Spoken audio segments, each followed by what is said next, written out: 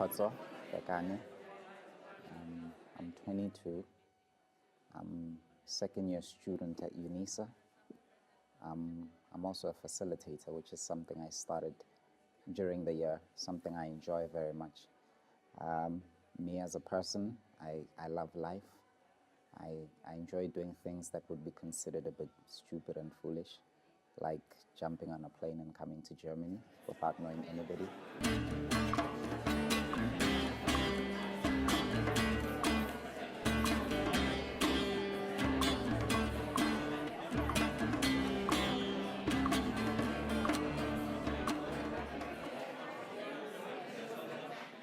Well, my name is Kennedy Mureu Heta. The last name is for my mother, and I come from Kenya. I didn't love the country because it's my motherland.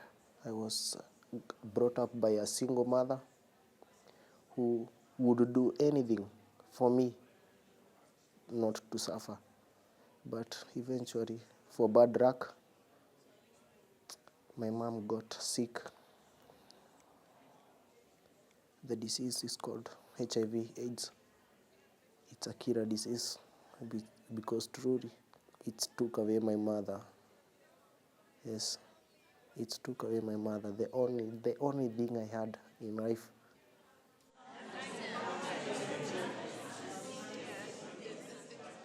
Well, my name is Vivek. I'm from India and a very small city, but the oldest living city of the world. We call Varanasi. And I'm a social worker basically, so I like to be a creator. And in that process, I want to create a new society where everybody will be loved. That's why I'm here in NVC.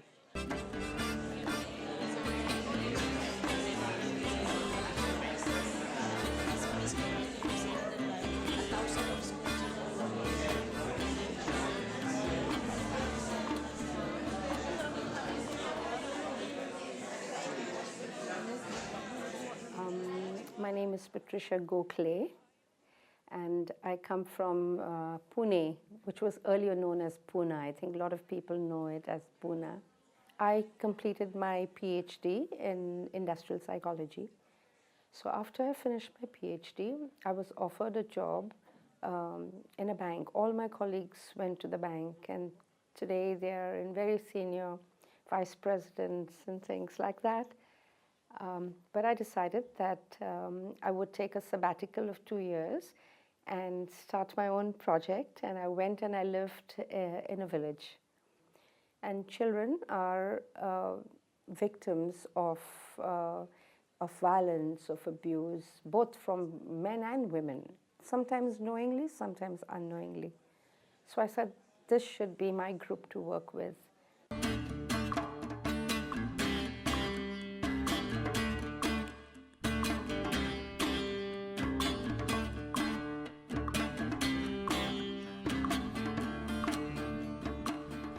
We pray for children who sleep with the dog and bury the goldfish, who bring us sticky kisses and fistful of dandelions,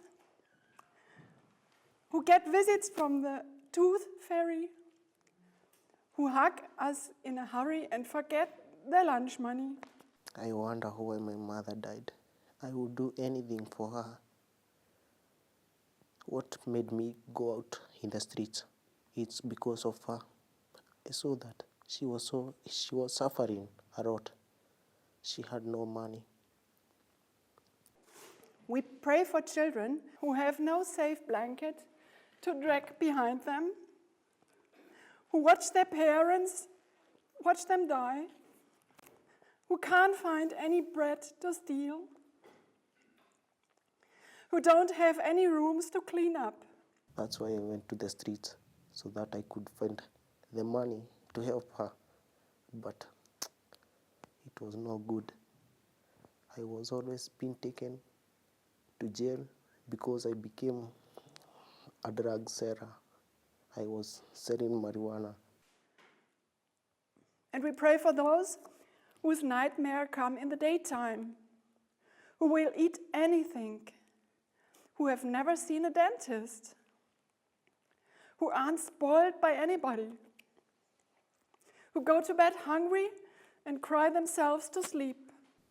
In everything I did, I risked my life to eat, to drink, to get money. I used to, it's like holding my life like this. Yes, I would run with it and it would fall. There was one day out of all the days that I came out of jail, and I decided now, it's now or ever. Yes, I stopped taking drugs and I said I should try to change my life, because anyway, the life is mine. I came to know like that, because if I want to destroy it, no one would ever destroy it. I would have destroyed it. There is so many friends of mine who have died in the streets, but I'm not dead. I wonder why, but I tell the Lord, thanks. Yes. And still I'm happy to have the next, this second opportunity. I didn't think about it. I've seen a lot of physical violence happening, especially with the street children. But what concerns me more than that is the violence that cannot be seen. That we have been, producing people in a factory we call our society, and there are some parts which needs to be changed, and people are not willing to change it. Even as a social worker, I have my principles, I have my methodologies, strategies, and I have a set frame. And I enter into the room and there's another person, I start talking with that person with my set frame, and I'm already, I have already decided that where we need to go and what kind of person that is, and that is a violence. You deny somebody a dream, that is a violence, and you deny somebody that he can ask a question or raise a doubt, that is a violence that's happening. That's one of the things that my education helps me to perceive, the kind of behavior that people resemble when they're going through something. And that's really the violence that I come across on a daily basis.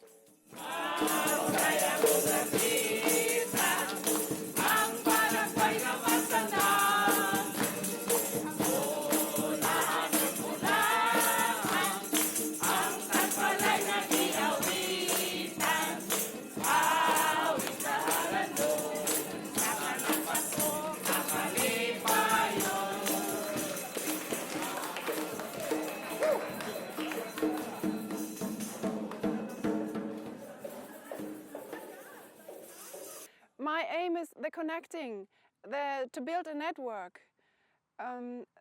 For example, we had an exercise this morning with 4 people, and there were 4 nations: African, Indian, Colombian, and German. No, in Philippines, 4 different nations. And I thought, that's it, what I want, that they can share their problems and their sorrow and their thinking and their everything. And if I now see them being there in the exercises, I realize how much they are together, and they have one topic: care for children. Not this care, but the care together, being together with them. And that's what I mean with sharing. We all are here to make this world a better place to live, and a place where I'm not scared to express my feelings. I don't think the way that we're living is sustainable. It's not humanly sustainable, it's not ecologically sustainable. I don't think that people will want to keep on living like this, and I don't know what we're going to do. This is interesting to me. What are we going to do? How are we going to live together? What are we going to do about the children? What are we going to do about the resources?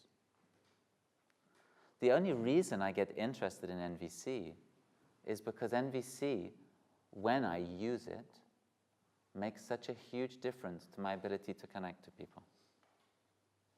So many of us still think that peace is what happens when there's no conflict. But actually, conflict is a natural part of living together. And non-violence is how we respond to conflict, not all the conflict going away. And it's really responding, not resolving, because the idea of resolving conflict is still, most of the time, for most people, based on the idea that there's something wrong with conflict and we need to get rid of it. If I'm walking in the countryside and I see a snake, I move away from it. It's safer for the snake and it's safer for me. And I thought the same was true with conflict. Now I know that actually conflict is not dangerous. What's dangerous is moving away from conflict, ignoring conflict, pretending it isn't there, or trying to make it go away, saying we must resolve this conflict because it's dangerous. It's not dangerous until you try to change it. And I think nonviolence really begins to get strong and powerful when we say, okay, this is a way for me to work with conflict, to understand conflict within myself and between me and others, and also socially, and to get intelligent about conflict so I can meet it. Okay, great, conflict, hi, how are you? What change have you brought me? What are we going to learn together through this situation? Let's engage, let's connect, let's find out what the meaning is here. What's life trying to say to us? We have learned to be so complicated with our big words and our culture, and so NVC is a very basic way of life that takes us back to the basics of how we're supposed to live life as human beings. No, nonviolent communication has nothing to do with being nice, because nonviolence has nothing to do with being nice. Anybody can learn NVC. You don't need a degree, you don't need a certificate, you don't need a special diploma. Anybody can learn NVC. I learned it from Marshall Rosenberg, and certainly giving this name, nonviolent communication, to what we're doing is something that came from Marshall, and that Marshall has worked tirelessly. It's like 47 years now that he's been doing this on the road. So the community that has grown up, all these people find their roots in Marshall's insights and Marshall's practice and investigation. NVC is a way of life, and I think it will help me become a better person. Okay. No, I don't think. I feel and I know. So I think of NVC as an ongoing research project. And the research that Marshall Rosenberg started and that we're continuing to do is into the use of a special kind of power, a certain kind of power, called nonviolence.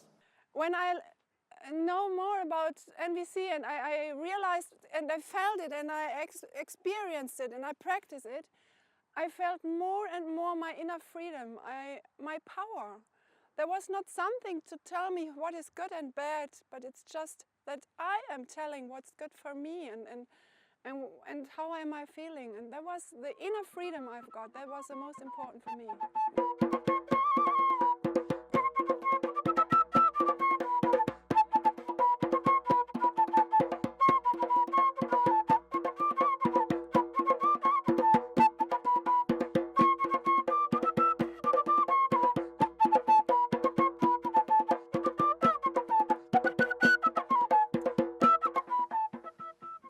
So it's a great honor for me to have the opportunity to speak to you. And it's not something that I want to presume. I'm not a teacher of anybody until they say, I am your student. Does that make sense to you? So I walk into the streets in Rio and I meet young people, mainly adolescents, most of them already working with the drug gangs, or I go into prison.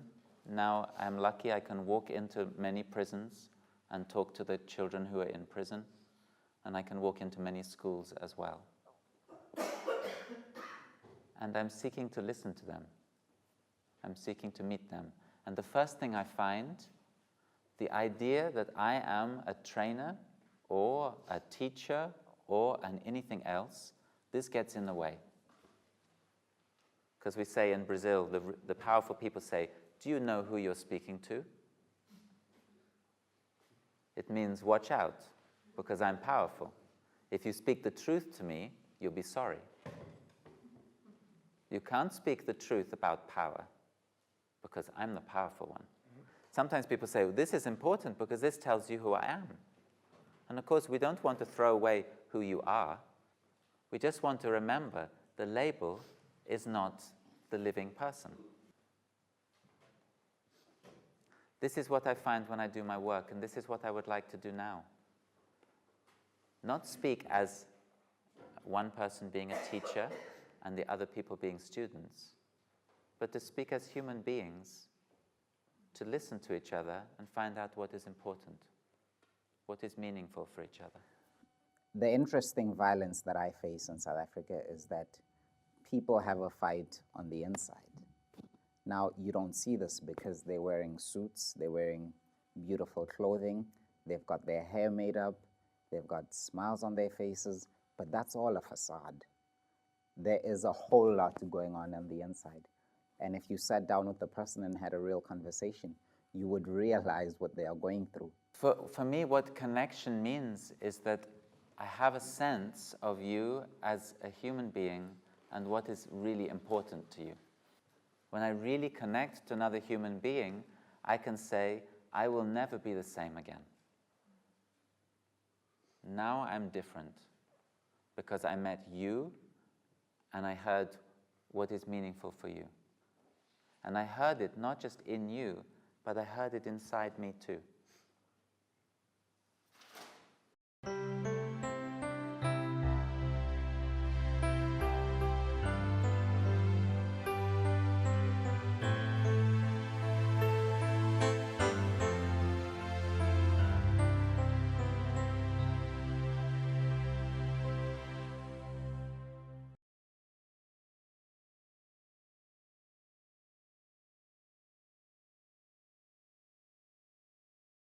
Just listen to people and try to understand that what actually listening is.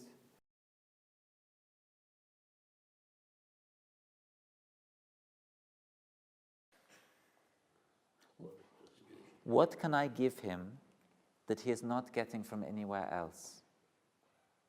That's what I'm going to investigate. He has company, he has people who want more information to help him better, and he has advice. Great.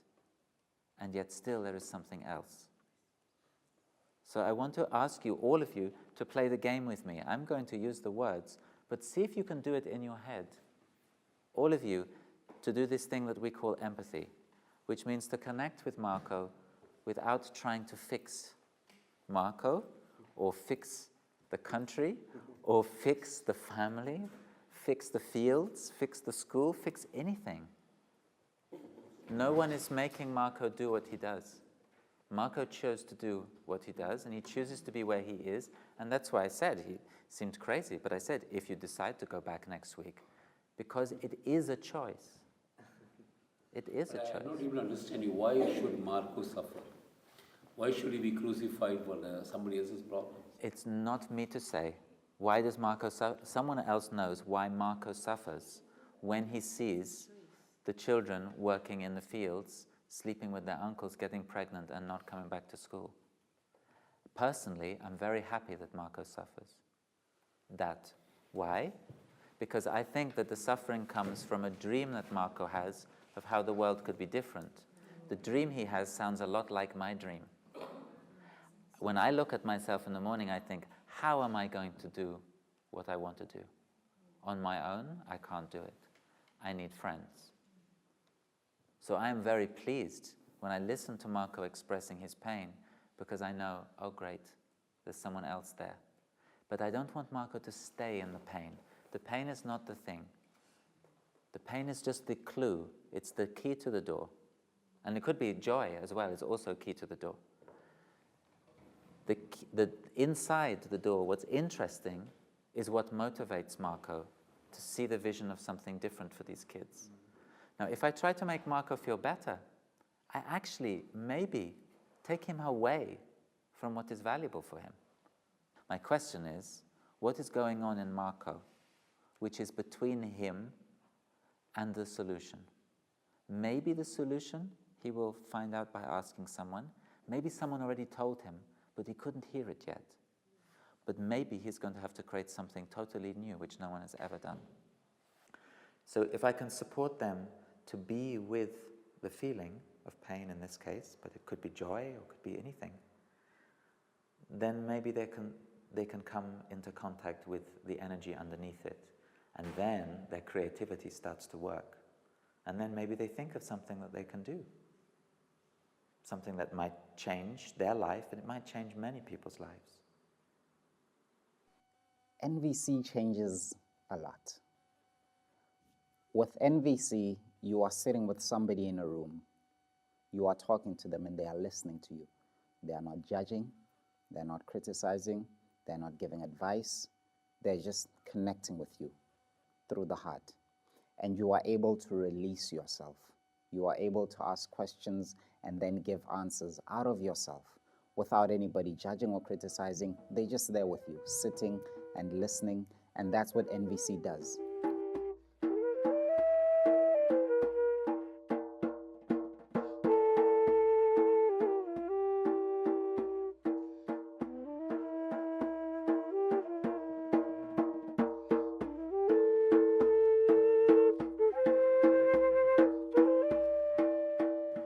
So after spending one day, I shared my story yesterday. It was very tough for me. The first time I'm sharing it in front of so many people. I was afraid that I will cry. Big boys, strong men, they don't cry. But I was afraid. But somehow I shared. I got so many people listening to me.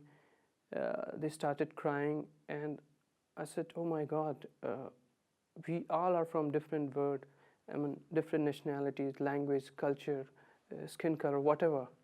But they got connected. Can you start again? What is the problem? Well, in 2002, my brother, my own brother, 4-year-old brother, he was diagnosed with blood cancer. And we are a middle-class family. We don't have that much money. Blood cancer is very expensive to treat. And there was a big conflict in the family. We came to big hospitals, but they told us that it is very expensive, and the boy is just 4-year-old. He will not survive, most probably.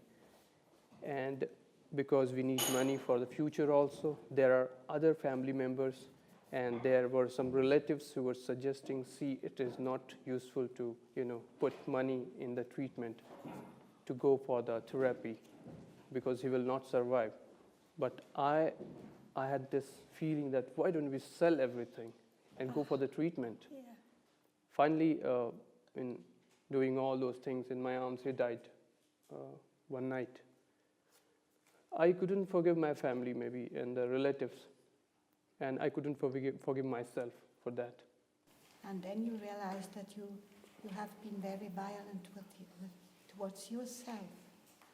Yes, I used to love it when I'll get pain and I'll get suffering. I used to think that this is my fate, and I deserve all this.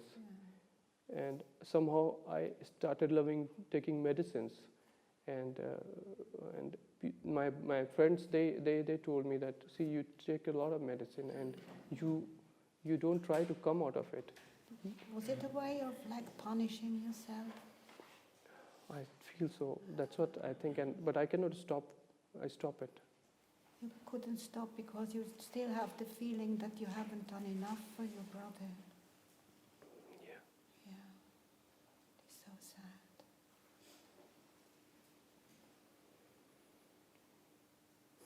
It is about connecting with what is alive in that moment. You felt so left alone, didn't you? Yeah. You wanted your brother to live on, and you didn't find anyone to support you. You lost all trust that there is any way to come out of it. Still, I don't know. When I imagine the situation, I don't know. How could I have handled it differently? Yeah. I don't know. You have done as much as you could, and still you realized it. You didn't come to the point where you really wanted to come to. Yes, and sometimes I try to act very smart. I read, I know I know psychology, it's going on, So I try to act very smart, but at the end I give up. Yeah. And you lost the faith that you wanted to meet authentic people, honest people, but then you realized that they were playing a role. Maybe. It wasn't that what you wanted to connect with.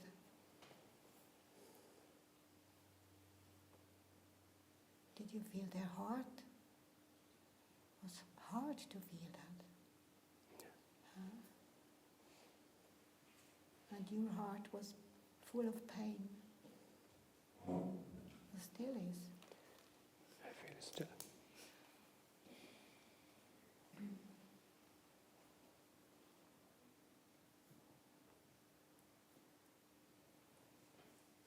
To stay there at the very moment something is said or not said, and just dive into that moment and be one with whatever happens. I'm not trying to help him, I'm not giving any hints, I'm not giving any solutions, I'm not trying to comfort him, I'm not trying to say, oh, it's not so bad, everything's getting fine. I really hear his needs and his feelings, especially his feelings, which he is telling me by using different expressions. You want to have a rest now? I'll be okay. It's okay now? Okay. Would you like to hear what is going on in me? Yes.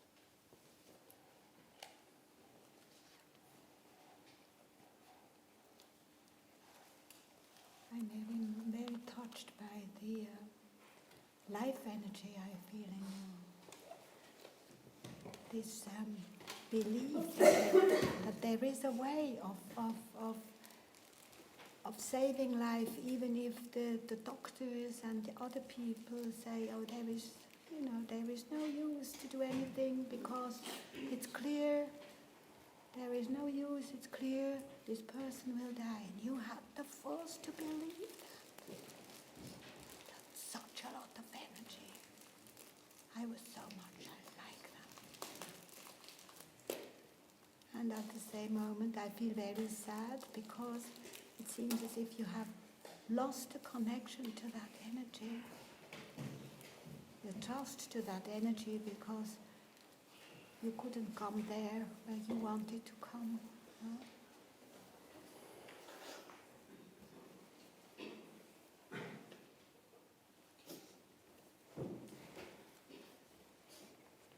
And I'm very, very grateful you told me what you said, because you didn't know me. You know me only for some hours. I think it's the first time I'm saying all this, and I don't know, but I got some courage to, share, and I'm thankful to everybody in my group, especially they told me that they will support me, and they did. They felt the same pain as I was feeling from last many years, and I didn't share, and I'm feeling very relaxed. And that energy which I'm feeling, I feel that if I can translate into my work, my communication, that will be great. So it's great to be here with you all. That's what I can say. And I'm learning every moment.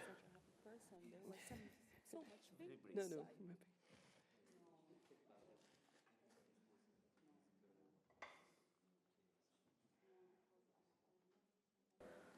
Sometimes just by lending them this quietness, they are supported in just being with that pain and following it down to the place that it's coming from, which in NVC we would call it a need, or simply life within me.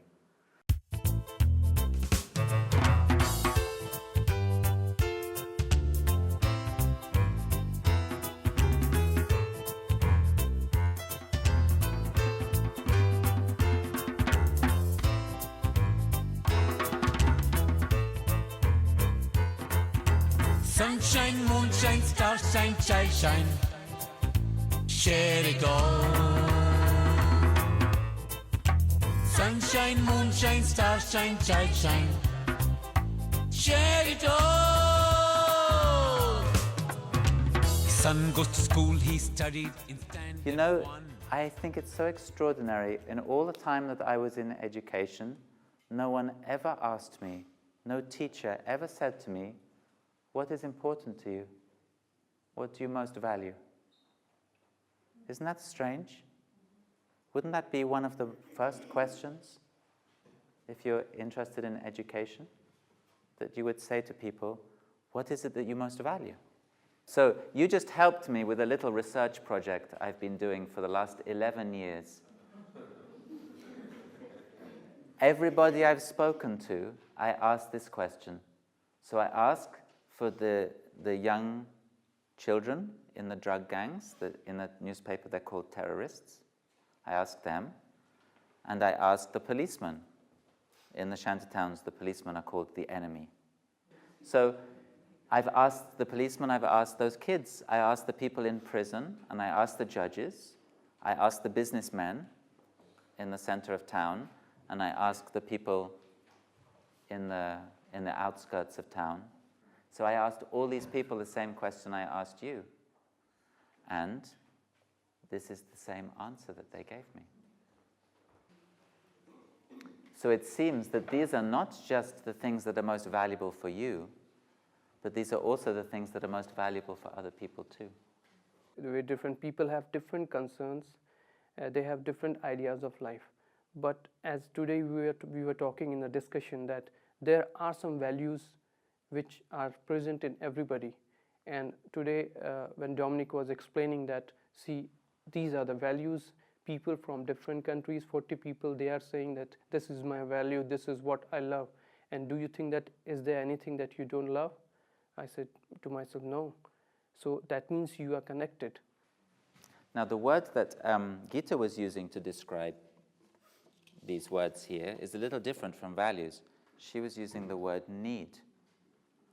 What does the word need actually mean? It comes from necessity. And necessity has actually changed its meaning in the last few years. Nowadays, necessity means often something that you don't have. You know, we say people are suffering because they're in need. It means they don't have things. But actually, necessity is very interesting, the meaning of the word. It means that which does not cease. It means that which comes all the time. Endless, like a fountain, flowing the whole time. So these are not the things that you lack. These are the things that you and the other people I spoke about have all the time. You have inside yourself, flowing all the time. Your love of parents, your love of sharing, your love of respect, your love of love. Yesterday, I'm thinking in my mind, I have this tremendous need to slow down. And to care for yourself. And to care for myself, to have some quality time for me and be by myself. And what am I doing for me? I'm doing things for the children, I'm doing things for the women, I'm doing things for everybody, but what have I done for me till now? I don't go for a movie, I don't go for a holiday, I don't do anything. I'm there all the time, just at my desk. But somewhere I want to be by myself and I want to enjoy myself, but I'm unable to do that. So yesterday I made a request to myself. When I go back, I'm going to go on a holiday.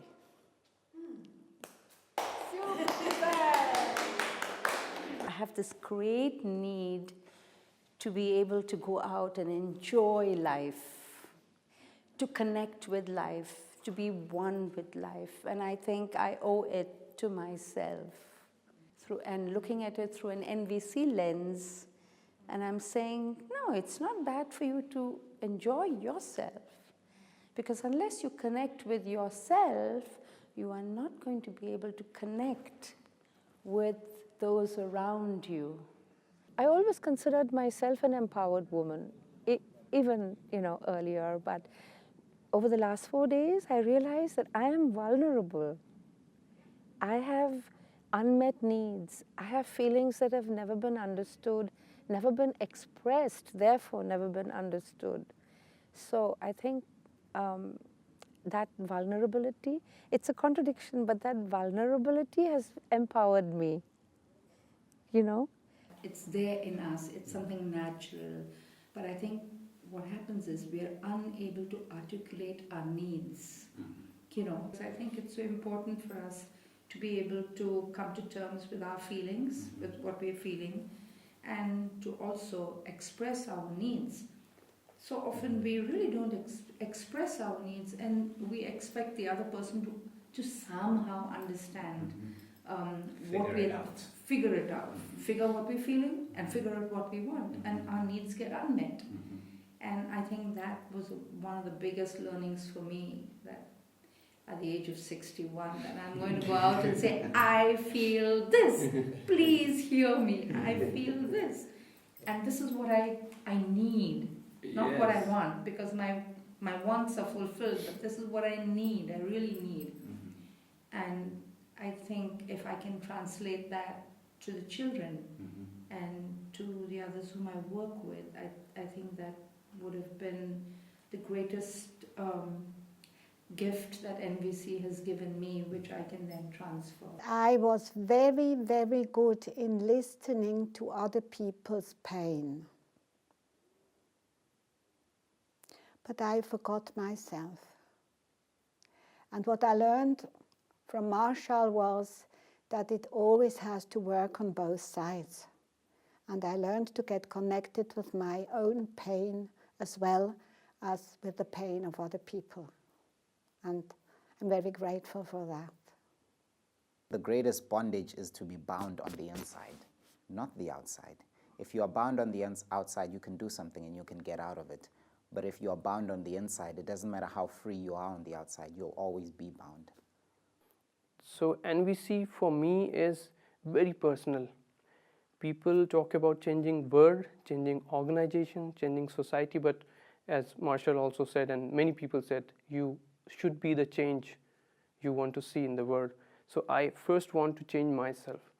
I want to change myself. I want to be able to communicate with my own personality in a better way. NVC is very overwhelming because it causes you to uproot everything that you've hidden and to deal with that. And that better helps you to deal with other people. And you know, there's so many things that I've built up over the years, and having to uproot them in 2 days has not been easy. It hasn't been fun, and there's still a lot that I'm still, you know, kind of boiling down. But very overwhelmed and actually looking forward to the process. I'm not expecting it to be easy, but there are benefits to it, and that's what I'm looking forward to. It can be challenging at first when you come across nonviolent communication, because it seems sometimes that nonviolent communication is saying, no, forget about the suffering people elsewhere. Let's just look at your pain. And you go, what? I can't stop my engagement with the world to look at myself. That's crazy. It's counter-revolutionary. It's a waste of time. It's non-productive. And for me, I had these thoughts a lot when I first met Marshall. Like, hold on, you can't divide things up. It took me a while to understand, actually Marshall wasn't saying that you divide things up. He was saying, if you don't include yourself, awareness of yourself, and of the needs that are below your pain, then your expressions, despite what you would like, they continue to reflect and create more pain. And that's why men are so violent. They fight on the outside because there's a fight going on the inside.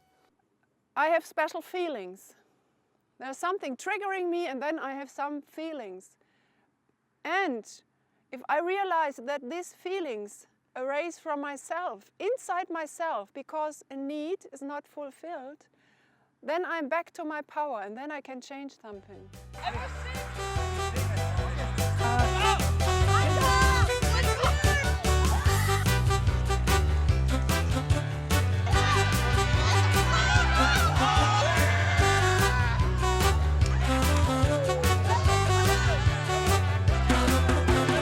Mango, mango, mango, mango,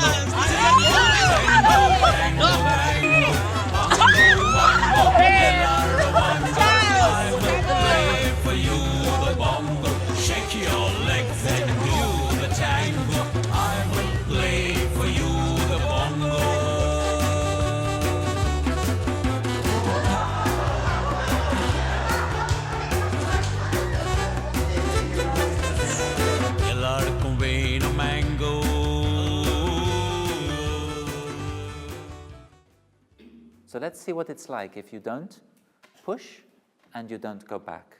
You just stay.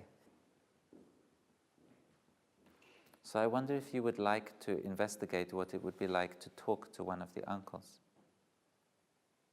I've done that, but it's not so successful.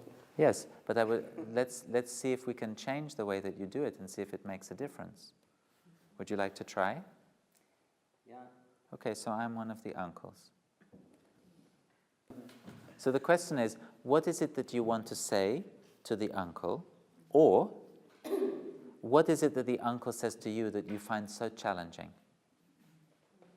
The uncle told me that it is his time to benefit from the child. Yes, I heard that before. That's why I thought that that was it. So it is my turn now to benefit from the child. You've had your time. She's had her time in school, that's fine. And now it's my turn to benefit. She's part of my family. Yes, but... Oh, okay. I'm going to stop you. Immediately. Yes, but. What are you saying to me? I tell you what I'm hearing. Uncle, you are wrong and you must change.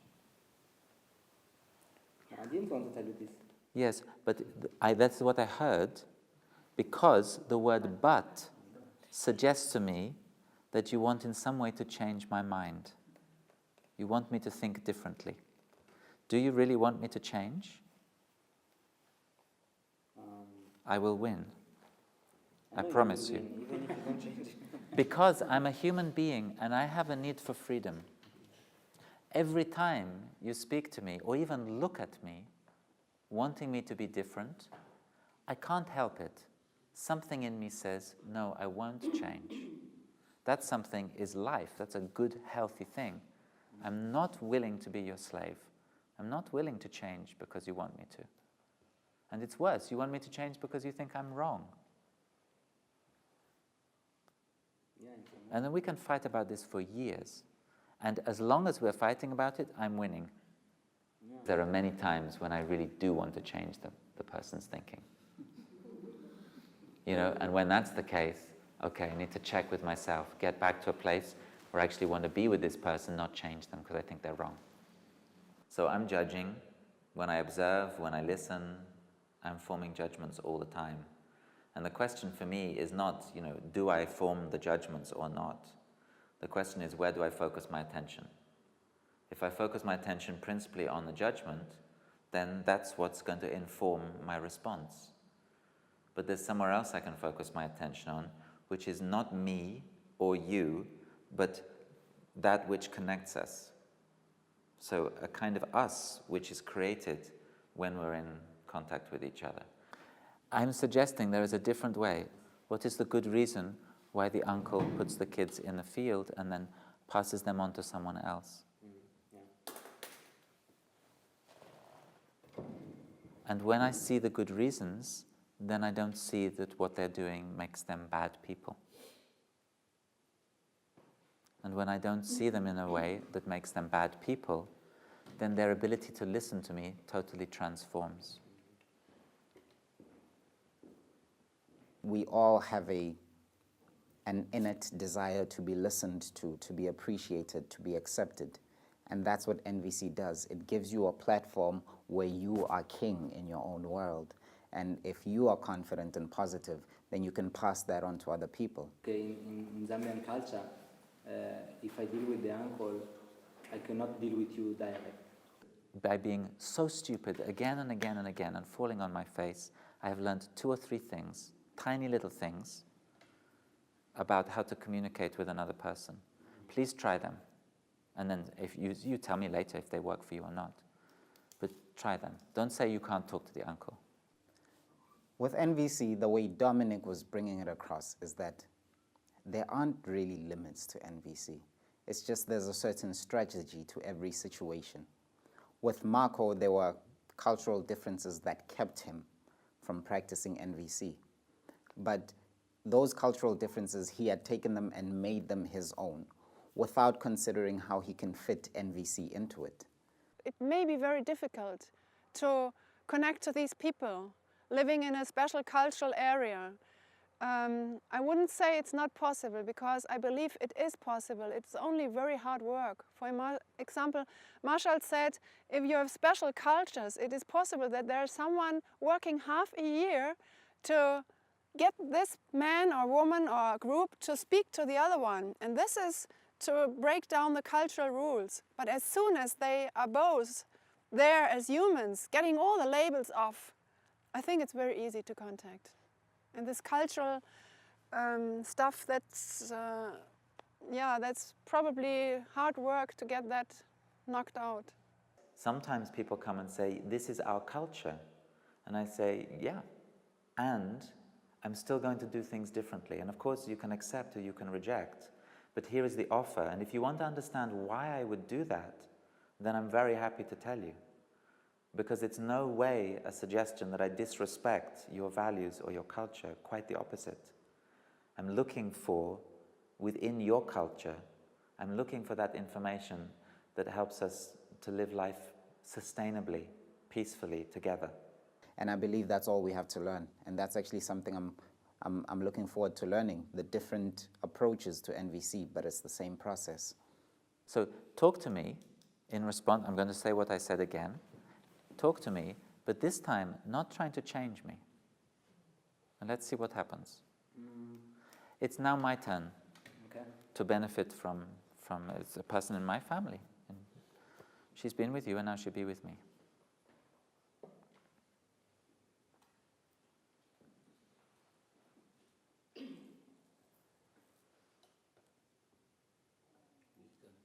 I'm glad you accept what I'm saying. Goodbye.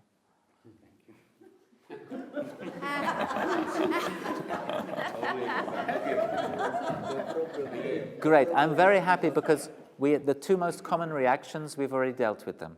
What are the two most common reactions? One, I will be power over you. That was the first one. You are wrong, I will change you. I will educate you.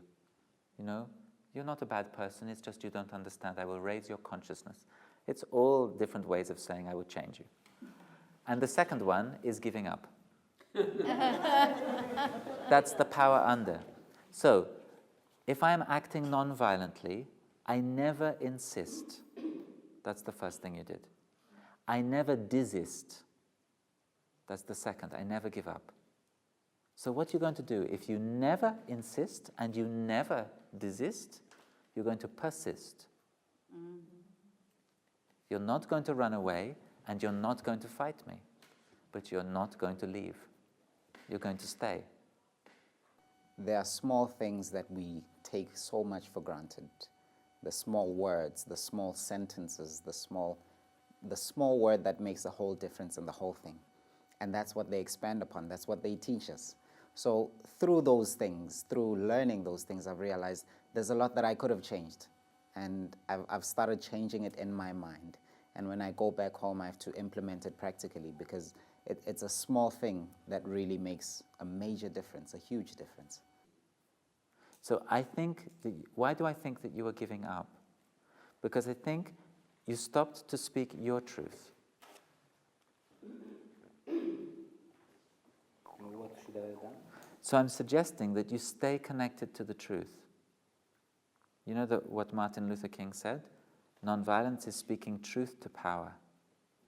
And that's his challenge, is to stay with that truth without imposing it on me.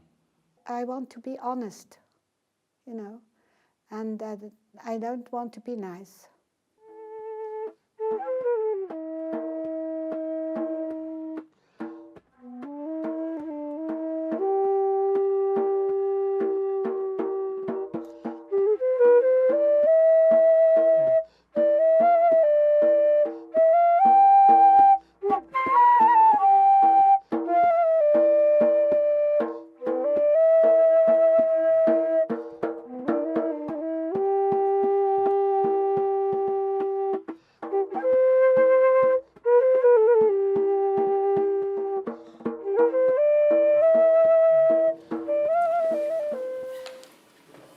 She is going to pretend to be the person who believes it. And I can respond non-violently so that you can see what I would do in that situation. They don't try hard enough to get a job and to educate themselves, it's because they don't have the work ethic. Thank you.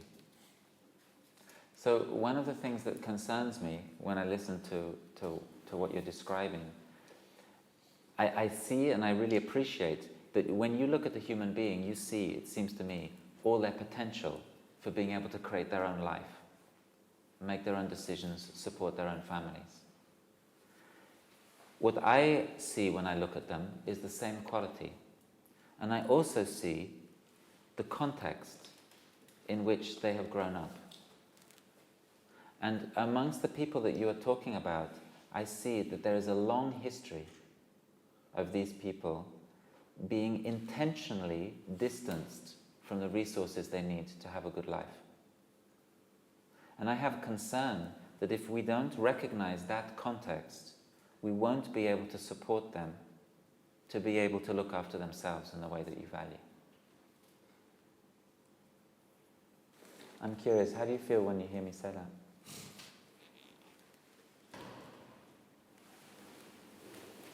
It's like I knew it somewhere, but it's hard to recognize it. Not to recognize it, but to acknowledge and be conscious of, because it's easier not to take history into account, culture into account, just the fact that they are the present fact.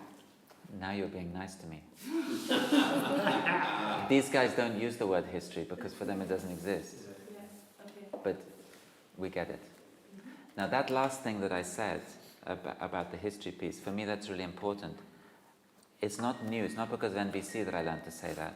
I've been saying that for 30 years, but the language I used to use, down with the Yankee oppressors! It was exactly the same thing that I just said now. Exactly the same thing.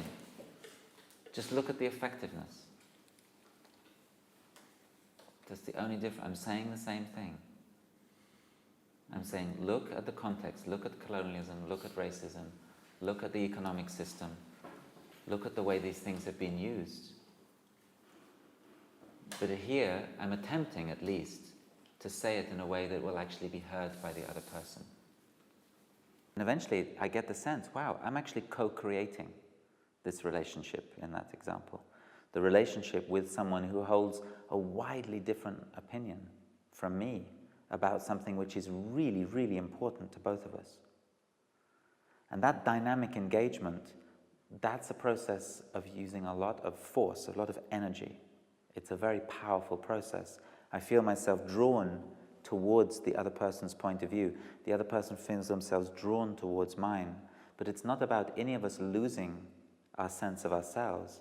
It's about both of us connecting underneath our different positions, underneath our different viewpoints, different life experiences, different opinions, connecting at that level where we both share something fundamental, which we call needs, and you can call it whatever you like, but it's our shared humanity. Shake your legs, come on!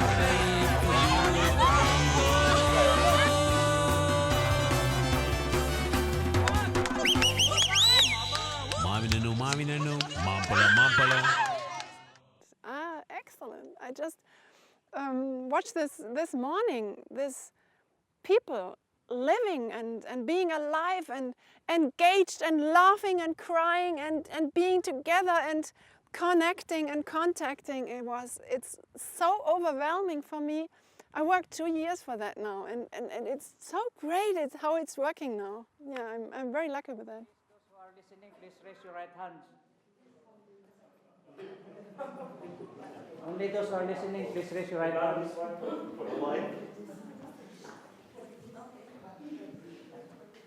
Are my companions already listening? This is the situation. The situation is we are supposed to have a picnic, and then the children are all high in drugs. And then the arrangement is only 14 to come because the means of transportation can only accommodate 14. But when the time came, there were more than 14 who actually came. So that is the conflict. Me as the one leading the group, and then the children. You get it? Okay. Maybe if you clap your hands, it will be okay also. So he has a, let's see if I understand. You have a bus. In the second picture, we're seeing the bus. And there's only 14 seats in the bus. Yes? And here are the students who are number 15, 16, 17, etc. And there's no space for them to go on the picnic. Right?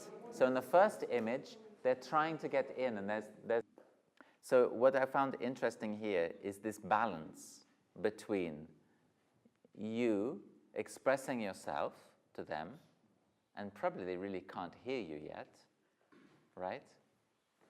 And listening to them. All the time we're thinking, how do I balance letting other people know what's happening to me with connecting to them? It seemed to me here that you guys needed him to connect with you more before you could begin to listen. But what you want at the beginning is 14 students on the bus and nobody else, right? Yeah. Is that what you want? I'm asking you. Yeah. It is. Great. And on the level of the bus, of the picnic, there is only conflict. There's no resolution. They want the picnic. You want 14 students on the bus.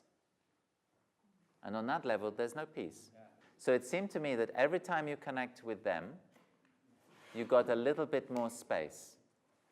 But every time you expressed yourself, then they came back.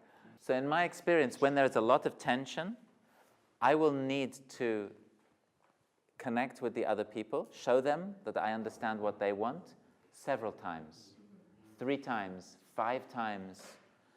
Normally, when there's a lot of immediate anger or tension, if I can do that 5 times, the person will calm down. I have never had to do more than 7 of these empathy guesses when there's a moment of big tension.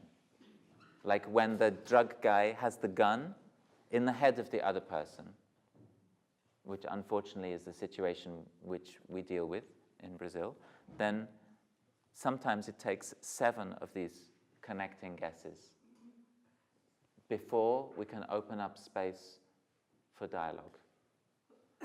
So when I saw you, the feedback is that when you did that, you got a little bit of space. And I imagine if you keep doing that, you get more space.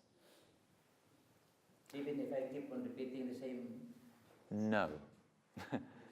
No. Each time you made a guess, they responded.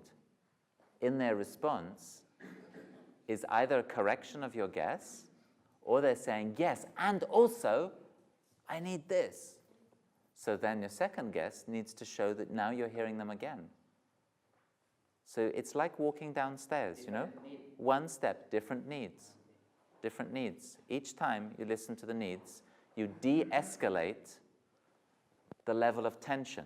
The conflict is not at all resolved yet. All you're doing is bringing people back to a place where they can actually dialogue.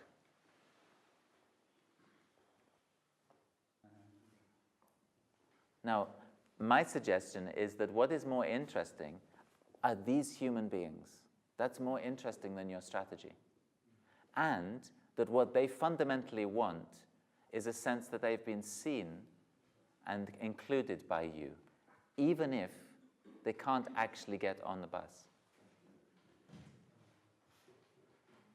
But we have to test that to see if it's true. Maybe it isn't. We don't know. It's just an idea. We know that this is not reality. It's an exercise for learning. But at the same time, we don't want to be totally fantasy. So it's a balance. But it is not like it really was. We can't make it like that because we don't know the context. Okay. Hello, children. Are you excited about getting on the bus? Great. So on you get. On the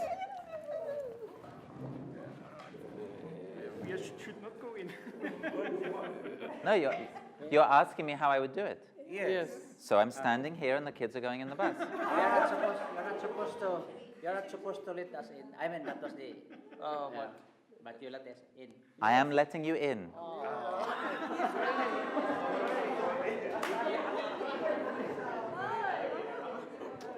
So, I'm excited about this picnic and everything we're going to do, and I want to help. I want some help from you because I have a dilemma. I'm not sure what to do. You willing to help me? I'm sure. Yeah, I want to go as well. No problem at all. No, there's no problem. And yet, what I'm seeing is there's 14 seats, and here is a sign. You stop me if I'm making things up, because there's a sign in Brazil. There's a sign on the bus which says, we have a license to... Okay, forget the sign.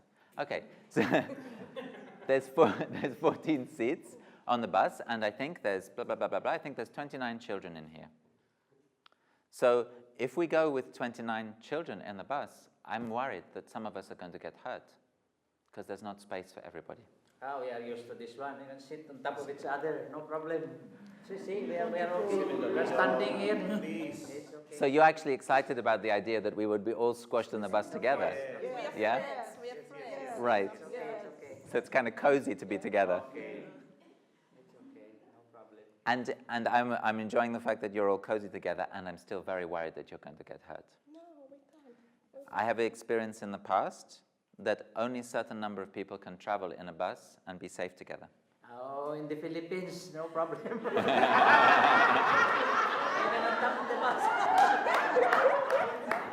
No problem. Top of the bus. Inside, outside. Yep. And in Brazil as well. So I imagine in most of the countries, do they ride on top of the bus? It's like surfing. Yeah. Yeah. Sure. Halfway out the window. Yeah. And even share the driver's seat. Yeah. Sure. Okay, so forget the question of danger. Tell me, Paul, for real, I need your help now. When you say that you want only 14 students in the bus, what is actually motivating that strategy? The arrangement that one is, it is hard to handle too many kids, especially if they are high on drugs. Yes. In an activity, that's one. So I get it when you say it would be hard for me, Paul, to handle 29 kids high on drugs. That's clear. Is there any other reason? The food that they prepared is enough for more or less 14. The what? The food that they prepared. The food. Because it was planned already, and that's enough. They planned for 14 people. Okay. Anything else?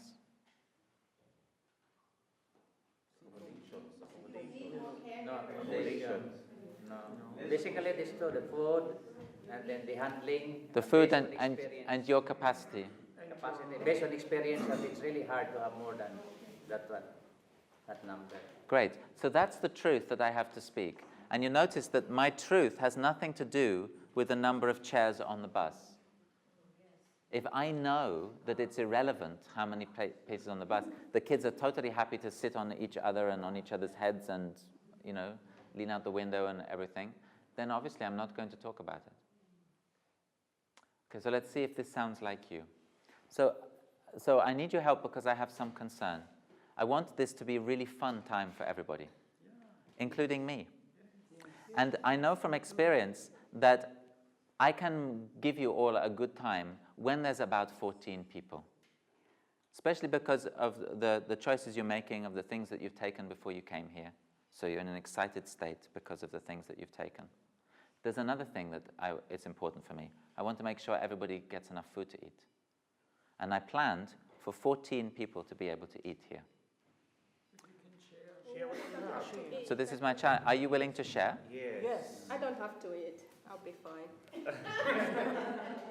So again, We can buy on the way. There's a lot of street, there's food. Great. So you now, when you're being a child, when you're being one of the kids, you're helping me see the food isn't the issue. Right? So this is what's interesting. But when I put my strategy up here, maybe I'm going to shift. Maybe I'm going to shift. I don't know. That's the danger of it, the danger in the sense of excitement. I don't know if I'm going to stick with the same strategy. Sometimes I'm going to change. But there's still a question for me. So I'm going to let go of the food. I have some doubts, and maybe I will share them. I'm not quite so sure that you will be willing to go without food when... I'm happy as long as I go with my friend. I understand that you're happy. Please, I'll be happy. Yeah, I'm fine for you to go without food. I would like to check with you later on if you were still okay when you begin to feel hungry. No, I'll be fine as long as I have my friend. The Friendship is important to me. The reality could be what they're saying is that it's not true. They really want the food. Sure. That's the reality. Children in drugs, they want the food. Absolutely. I'm thinking exactly because of the drugs, they're going to get even more hungry later. Yeah, they need the food. But we have to try and control. It's only a trick. Because that's normal also. That is what they will also say. We do not need the food, but the reality is they need the food. Because the drug they're taking is glue, right? Yeah, glue. Do you know about glue? At least in Brazil, one of the reasons they take it is because it takes away the pain of hunger. So the information they're giving me is information that is going to change. When the glue stops to have effect, not only will they feel hungry, they feel even more hungry. Because probably they didn't eat before. It's one of the reasons they took the glue, right? So I'm thinking about this, but here is a potential for learning. If we can make an agreement here, even if you say afterwards, I didn't make an agreement, and I forget, and now I'm hungry, and I want my food, here's a potential for learning. Because I am not going to try and take care of other people. That's not my intention when I'm using NVC. My intention is not to be like the big daddy or the big mummy who takes care of all these people.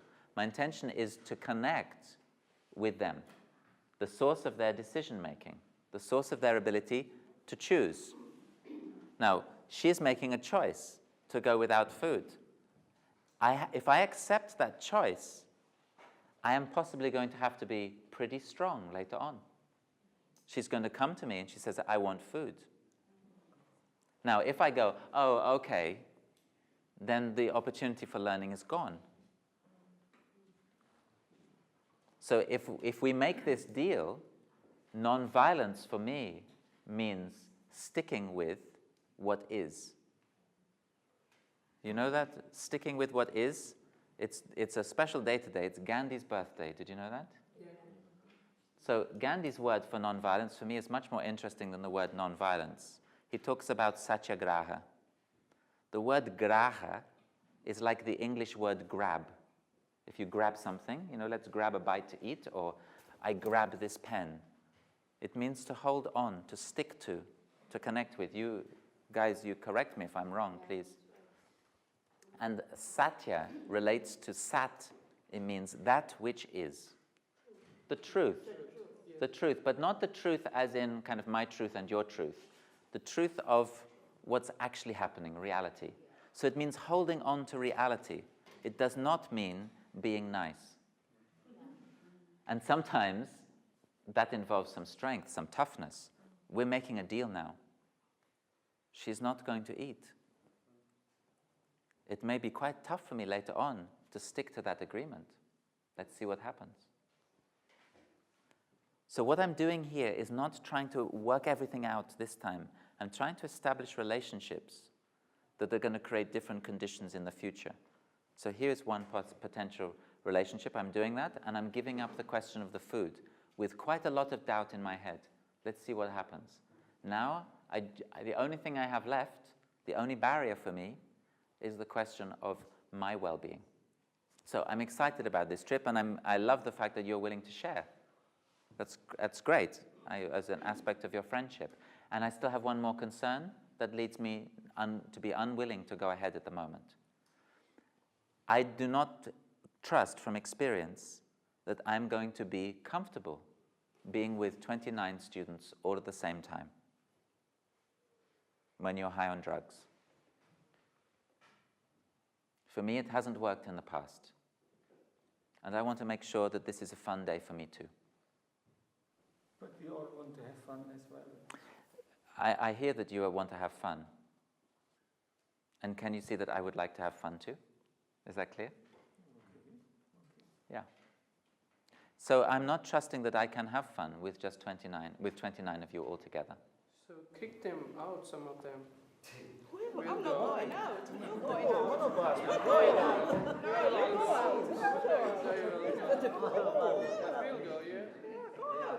One gang. So I'm hearing some people want to divide the group, and some people want to stay together. Is that right? Yeah, me and my friend, we are staying together. Yeah. Yeah, please. But you would also be willing to divide the group as long as you two are together. Is that right? I don't care now. I don't know them now. Okay. I don't. Great. So I will share my food. Yeah, you see? yeah. So I can see that we have two groups, and as long as you are together in your small groups, you would be willing to divide. Is that right? Yeah, I'm happy with that.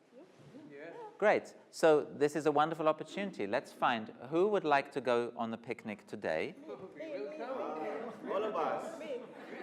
and who would like to go on the picnic the next time I can get the bus. Again, we'll go. No. It's real. Again, we'll go.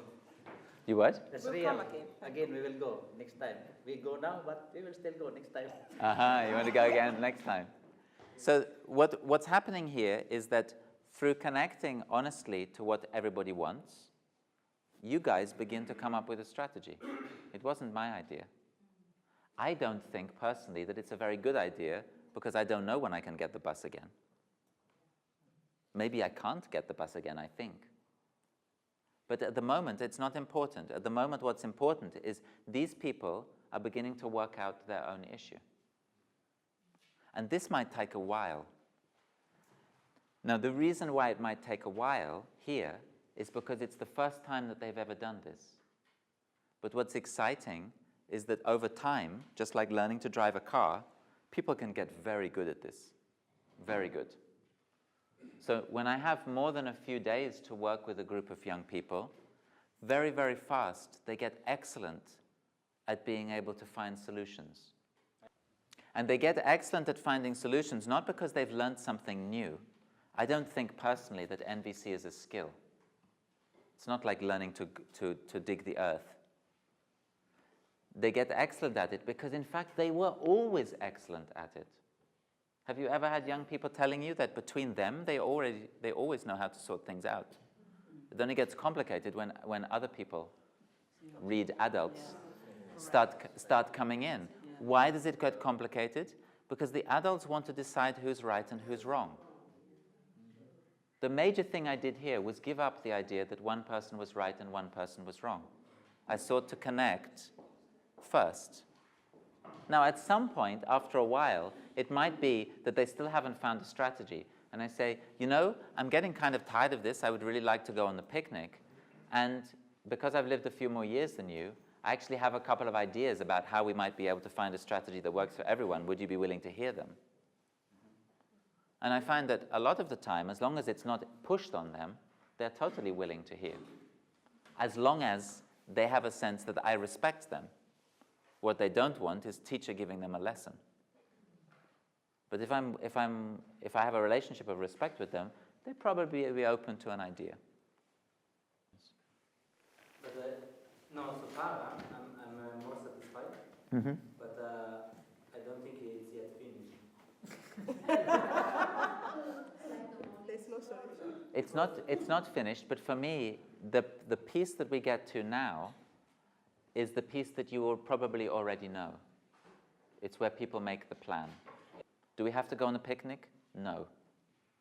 Do they have to be sitting? No. Does the law want them to be sitting? Yes. But do they have to? No. They don't have to. But there's a good reason why there are only 14 seats. It is safer with only 14 seats. There's a good reason why I only brought this much food.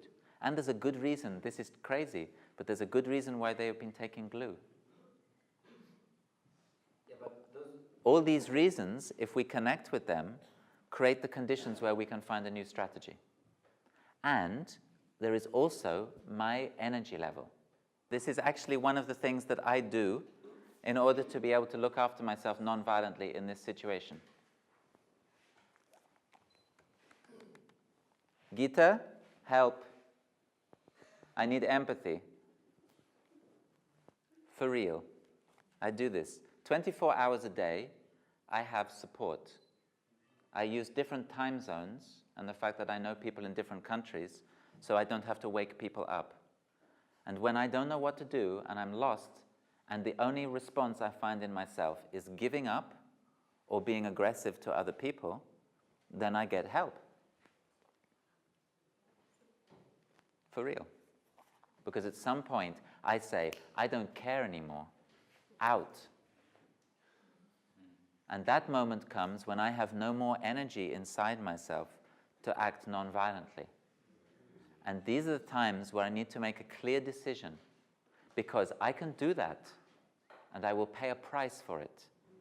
I will lose a sense of relationship with them. And there are times when I say, it's worth it. Tomorrow, I'll sort it out. And I use force, I shout, I order people about, and then the next day I come to them and I say, I want to talk to you about yesterday. I don't want to talk to you, you don't care about me, you proved it now, your words don't mean anything. So you're really angry and upset. Because for you, respect is non-negotiable. Yeah, of course, blah, blah, blah, blah. And it might take a while to re-establish the relationship until we get to a point where I can say, you ready to hear me now? Okay, I lost my patience. What I was seeing was we were in this situation for 25 minutes. If we don't go in another 5 minutes, there's going to be no time for the picnic. And I want the kids to get the picnic. I planned the picnic, I have food for 14. No more patience, out. I didn't have any more support. I rang Gita, she didn't pick up the phone, whatever. So I told you to get out, and now I'm here because I want to reestablish the relationship with you. I can do that.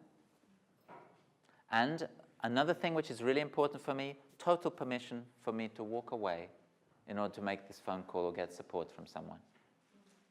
I very much hope that before we leave here, all of us will begin to think practically, how can I create a system of support for myself because of what I do? It's absolutely essential. And I promise you, I am really resistant to getting help. It took me years to learn how to get help. I don't like it. I like to be the hero. I am here on my own, a crazy gringo who goes into the favelas, and I like this. This is my ego painting its story. And I know that. I know I have this tendency. And I have learned the hard way how important it is to get support. Because I don't get support, I can deal with this, I'm fine. And I go in and I start subtly to manipulate. And all of us probably already know quite well how to manipulate, especially younger people. We have all kinds of tricks, we have all kinds of clever things, and we can solve the solution. It looks like everything was fine, but we know that they are not learning to actually coexist peacefully. We know that we tricked them in some way, or we convinced them in some way. So it's actually a short-term solution that is very expensive in the long term.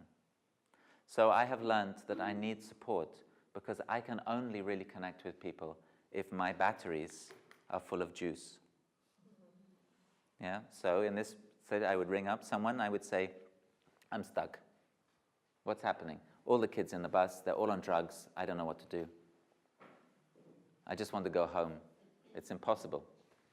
I drive them all in, and then, it's against the rules and they will get hurt. It's too dangerous to have 29 kids in a bus with 14 seats. I just want them to shut up and do what I say. And what's support? Support is, I want this person to help me listen to my needs. So this person is going to do just what we were experimenting with yesterday. They're just going to listen to me on the level of needs. So they get a sense that NVC can also be a very powerful way for them to look after themselves when they're doing what they're doing. And many of the people here are doing incredible work. They have extraordinary projects. I'm feeling so inspired every day by the stories that I'm hearing of what people are doing. And I have concern. I want them to keep doing it, and I want them to be able to do it increasingly effectively and to reach ever more people. So I have a lot of interest in making sure these guys get all the inner support that they need. And when I have strong feelings, then I know that I am not able to give any empathy to any other person. At the moment, I see that you are really engaged and you want to tell me something. At the moment, I need some time. I come back in 5 minutes. Are you willing to tell it in 5 minutes? Something like that. And if I really feel it's so urgent for them to tell me, then I don't realize my own need at that moment. Then I'm really open. Like I showed in the funnel. Then I take my part of the scarf out and then I'm open to listen to them. It depends on where I am. And if I'm not ready, I say so. Otherwise, it's violence to myself. To come to open myself is the process of self-empathy. I give myself empathy and then I'm connected to myself and then I'm open to listen. And then we can start to communicate. I'm ready to listen to you. There are times when it takes all my energy to be able to listen to the shouting outside or in my own head and keep firm, keep engaged, not attack and not run away. And that's what non-violence is. Sometimes I clear myself by doing breath exercises to really agree that now it is not my turn to express myself. I decide now I want to be with the other person, to stay with his situation, with his feeling and with his needs.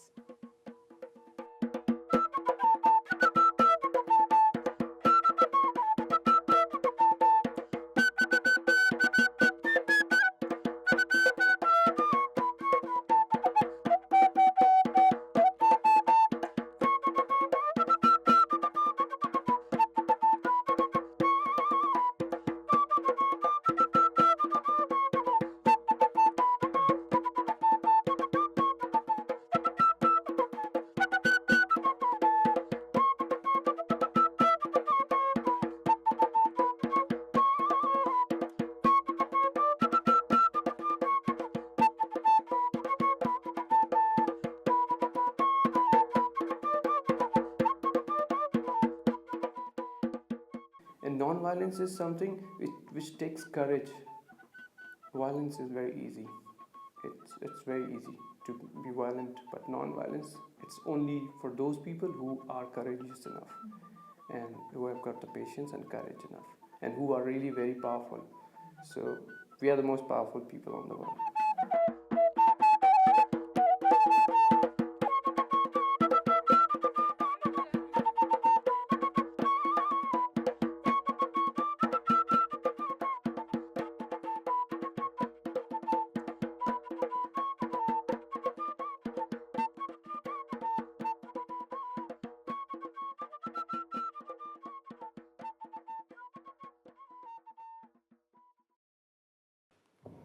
And I hope you will see it as a game that you can play with NVC, or as a way to apply some of the things that we've been learning. You can say NVC is the bricks and the cement, and this is just one building that you can make with it. You can make so many different buildings with the same basic material. So I call this building Restorative Circle. And I use that name because it relates to a particular process of research and action called restorative justice. And restorative justice is a new name for a very, very old thing. And the very old thing is a way of responding to conflict which takes care of everybody involved. That's a very old idea. At the root of probably all our cultures, there are different ways that communities used to take care of themselves when conflict became painful or when someone committed a crime. And then for all kinds of historical, political, social, economic, for all kinds of reasons, we developed the idea that we should punish people when they do something which we don't like. We should lock them up, we should push them away, we should expel them from our communities in some way. And this idea has become so strong over the last few years that often we think that is the only way to do justice. And this is why I find nonviolent communication so fantastically useful, because it allows me to evaluate, while I'm engaged with power, to what extent is this serving needs? To what extent is this system at the service of life? So what's happened in Brazil is that me and the people I work with, we have begun to engage with justice. Engaging with it, just to see what is happening. I think we have tried every other way that is possible in the world to resolve the conflicts, and it is really not helping us. And we are trying more and more. We are being more and more creative, and maybe killing people and then shouting at them and punishing them, but it's not helping. And people, even the common man, is realizing that no, this justice system is not helping at all. People started to give me a very precious gift. They started to give me their conflicts. They would tell me that they were having trouble at home, they were having trouble with their friends, with their neighbors, with the police, with the drug gang. And I knew I was receiving a present, but I didn't know what to do with it. I didn't know how to unwrap this present and receive the gift that was inside. Why? Because I had been told that conflict is dangerous. And to what extent does our ways of responding to conflict actually create safer communities, stronger relationships, behavior which is more aligned with everybody's well-being? And as we saw what was happening, we began to get curious. Okay, so maybe if you shift this little bit, and then what happens if we do this bit this way instead of that way? And slowly we started to see, wow, if you make certain changes, a certain number of changes all at once, you create a radically different environment for conflict to occur in. And the results are then radically different.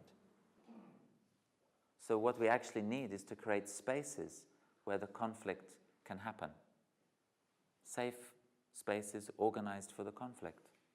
And we started to understand, oh, okay, so this way of responding, this is a restorative response.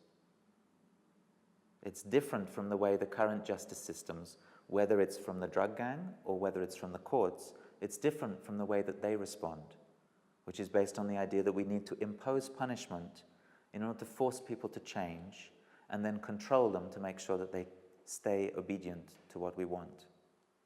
That doesn't create safety. It doesn't create peace. So I want to show you this to see if it's useful for you. And I think you will recognize it's all made of NVC. All the little pieces are made of NVC. The first thing we're going to do is to identify what it was that happened. Then we're going to listen to the meaning that this thing that we are observing has for the person who is sitting there. And we're going to do that by listening to feelings and needs. And then we're going to exchange some information that will enable us to take action. So I think of two neighbors in a shantytown who were fighting because of the open sewer that ran between their houses. One would put his rubbish out, the rain would come, the rubbish bags would roll into the sewer, block the sewer, and then the sewage would go into the house of the other. And it's just earth on the ground, so it's horrible. It makes it impossible for him to be in his home with his children. So they met in a situation of fighting. In fact, the guy went to get the drug gangs to throw out the other guy, and then he thought, no, hold on, when I do that, afterwards the drug gangs want me to work for them or pay them. I don't want to do that. So they called a circle, and they had the circle, and first they were fighting in the circle. You don't take care of our community, you're a pig, and you make everything dirty. You don't have a right to control me, I'm the one who decides what I do with my rubbish. When they started to connect and understand the situation, at some point in the circle, one of them said, yeah, why is there an open sewer in between our houses? And then they became partners in creating a different sewage system. So not only did they resolve their issue, but the neighbors will not be fighting about that question in the future because the conditions aren't there anymore. It was like divide and rule. It was like how you conquer someone. When the power is over someone, that's how you do it. You get them to fight amongst themselves. Then they waste all their energy fighting amongst themselves. Whereas the people who really have the resources, they're somewhere else. Now these people connect, and they start to discover their own power. And they start to change that dynamic. Now we're not divided anymore. Now we're connected. And then the social situation starts to change. It's a small change, but it gives people a taste of what that change could be, and then they get hungry for more. So it's just a small contribution to the big change in the world that we're looking for, but it's one that I feel very excited about. So shall we do this together? I know you have questions, but I'd like you to answer your questions in the practice. Would you do that? We make sure that everybody knows. No policemen ever come to a restorative circle. No teachers ever come. No social workers. Psychologists are not allowed in a restorative circle. No children can ever go. No mothers and no fathers. Only human beings.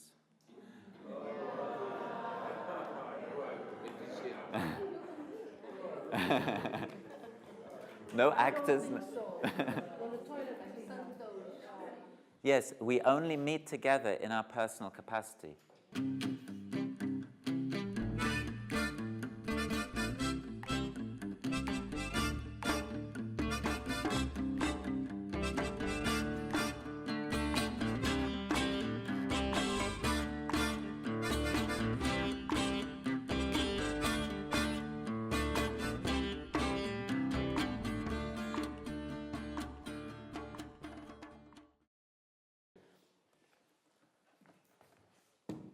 Would someone come forward?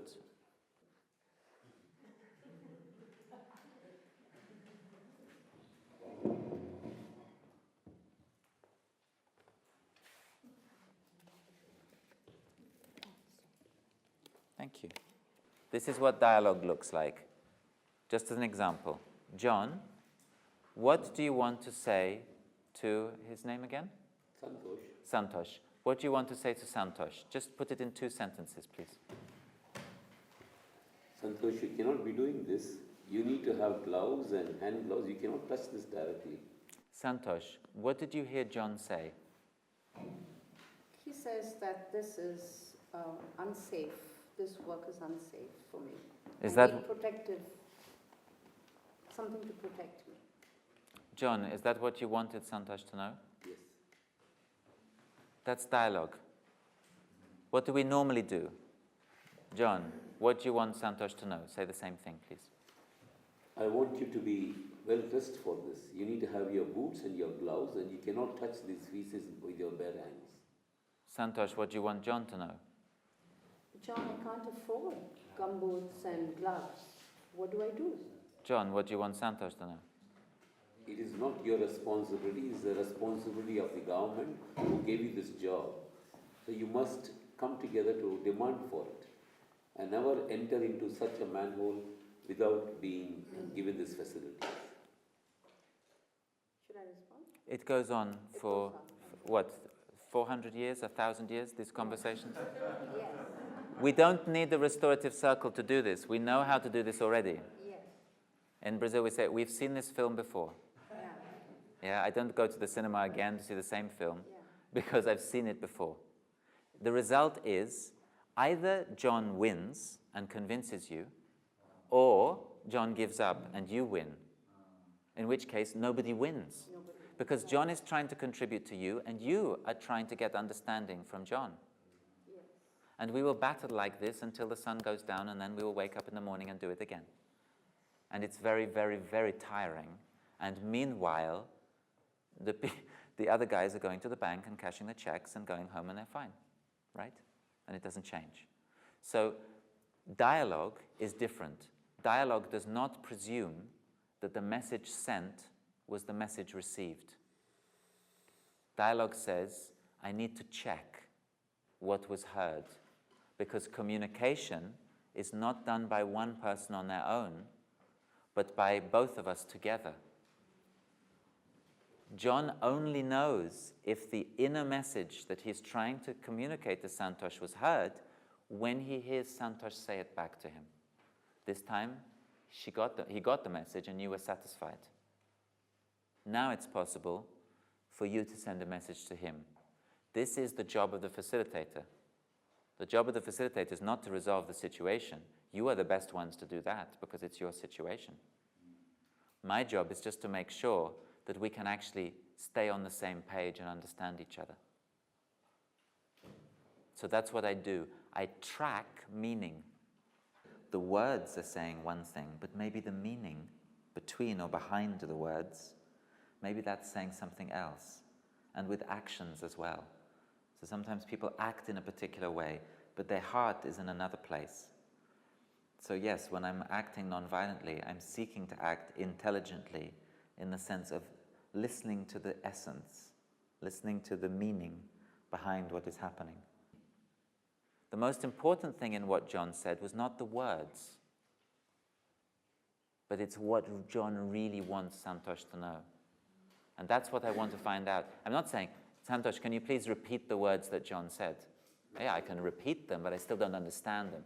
The question is, and it's for you, not for me, do you have a sense that Santosh understands you? Then we are moving forwards. It doesn't depend on the facilitator, but they can make a very valuable contribution by the way in which they track the flow of meaning between people. So how is it that people make sense of what has happened to them in the dialogue process? And the facilitator can support that to happen, first of all, by observing it occur, and then by basing whatever questions they ask on that observation. And when they do that, they're introducing this new element into the circle, which is the possibility that actually what people were trying to do, however tragically it ended up, they were trying to meet their needs. So it makes me more and more angry at the face of this oppression. So just a pause for learning. I feel, yeah. Sorry. This is my very deep feeling, and I'm getting more and more hurt by this. So a pause for learning. How do I know who John is speaking to? Well, for some reason, he was looking at the computer programmer. I don't need to know why. Maybe John couldn't even explain why, but that's where his eye contact was going. So I'm going to say to this person, what did you hear John say?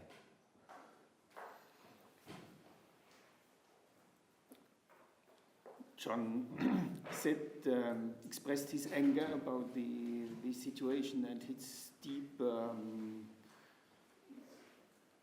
bad feeling, let's say.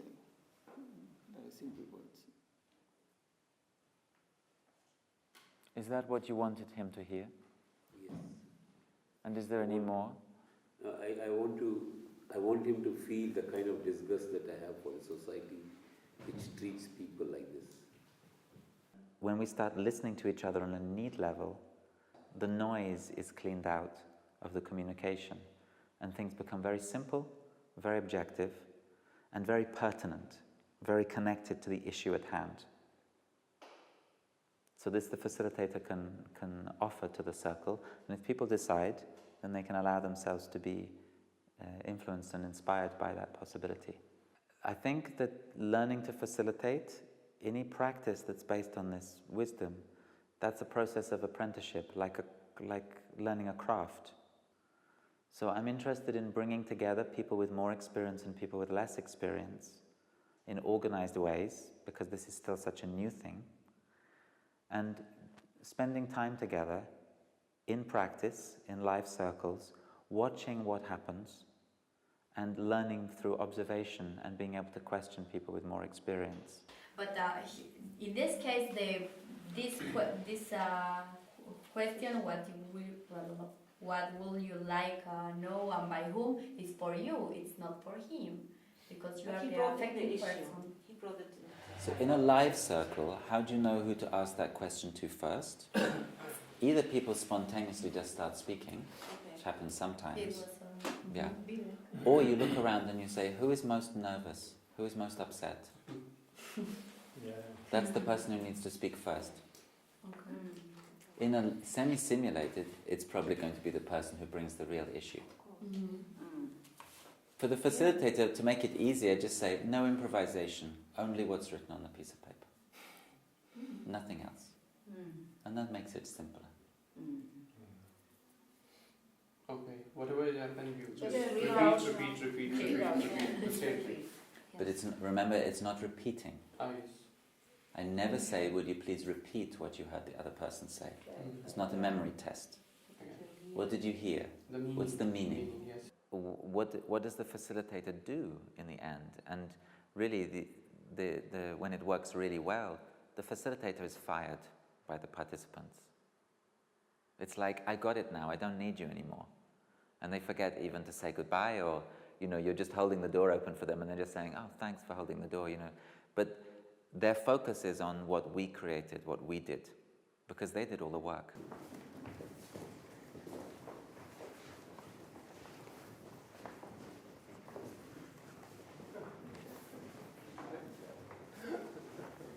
Exactly the same distance.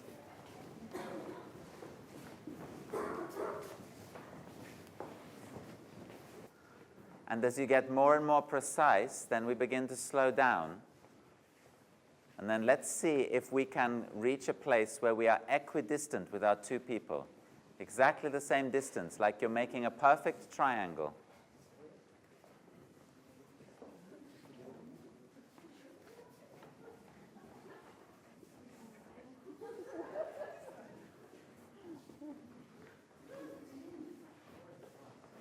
And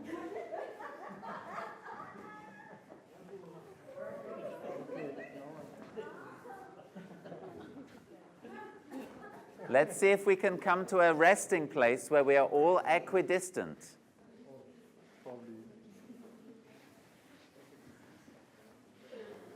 So you're moving less and less as you get ever more precise distance.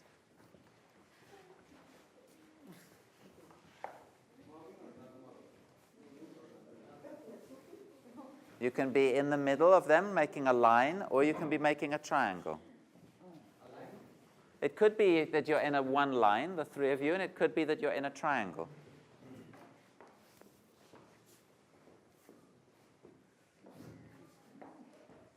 Charles, what are you doing? Sorry.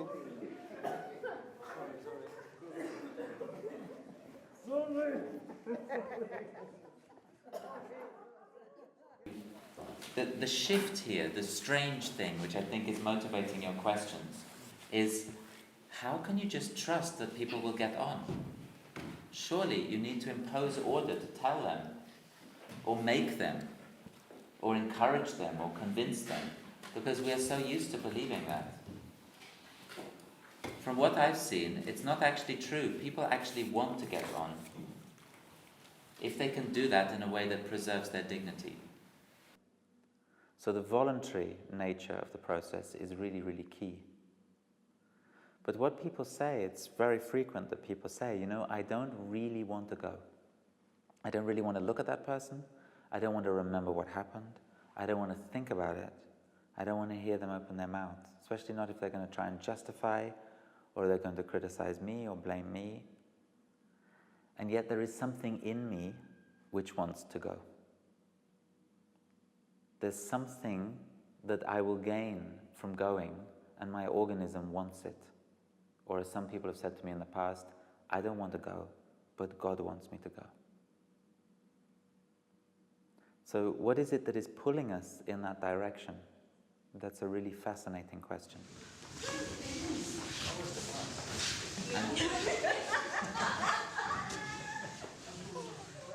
So I think it might be that interdependence is a fact. Let's see if we can come to a resting place where we are all exactly like the game we played. Yeah, where we found ourselves equidistant between two other people, and then we noticed every time one of them takes a step, we need to shift in order to maintain our balanced relationship with them. It's the power of discovering that actually we're all living interdependently, and our actions are affecting and influencing and supporting each other. That's what gets really exciting. You go, wow, I'm not alone.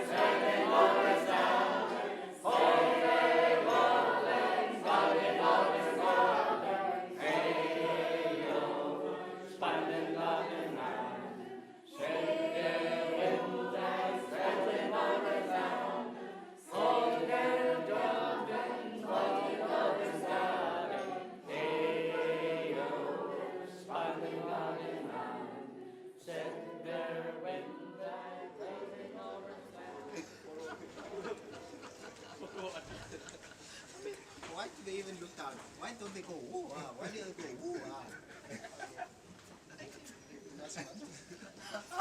It wasn't you? No, it wasn't me. I wish it was.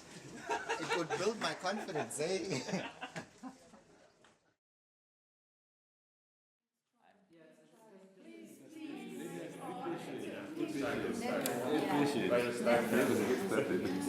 So remember we said sometimes you write your questions down rather than ask them, and sometimes they're answered in practice.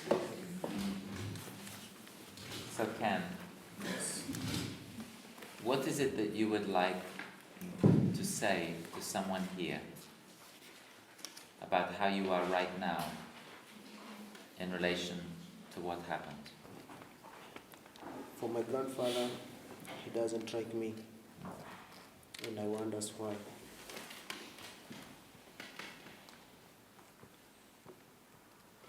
So all I want is a good relationship with him. I used to live with my grandmother and my grandfather, but after my mother's death, my grandfather treated us ill and sent us away, me and my grandmother. He never trusted me. All the time, he calls me a thief, and I will never change. A street boy, and I will never change. And sometimes, he treats me like a bastard. Yeah. He even says that I'm not one of the part of the family. I wonder, where have I come from?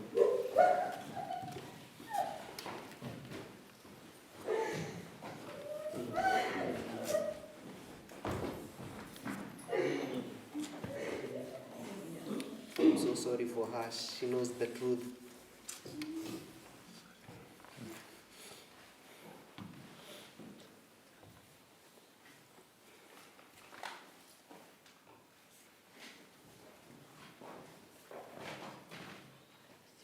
When I was a little boy, he used only to abandon me with work.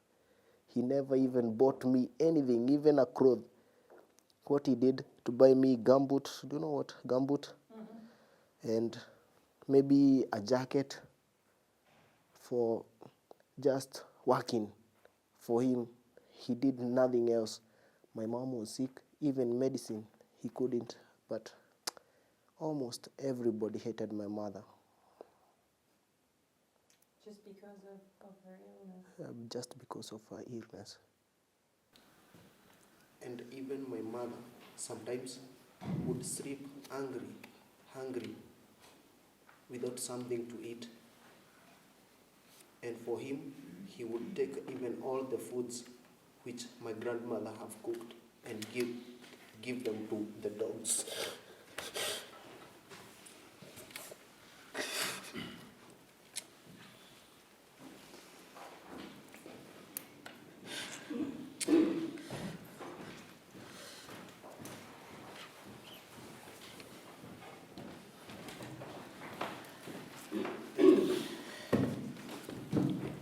You can't ask him any question because he's the head of the house. He, my grandfather, always told me that I had nothing, and that is true. I had nothing. Other properties,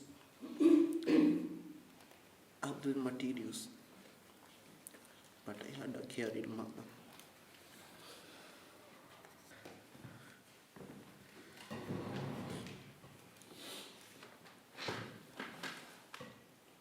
You are seeking to find the humanity in someone who would do those things, and you are asking yourself, where is it?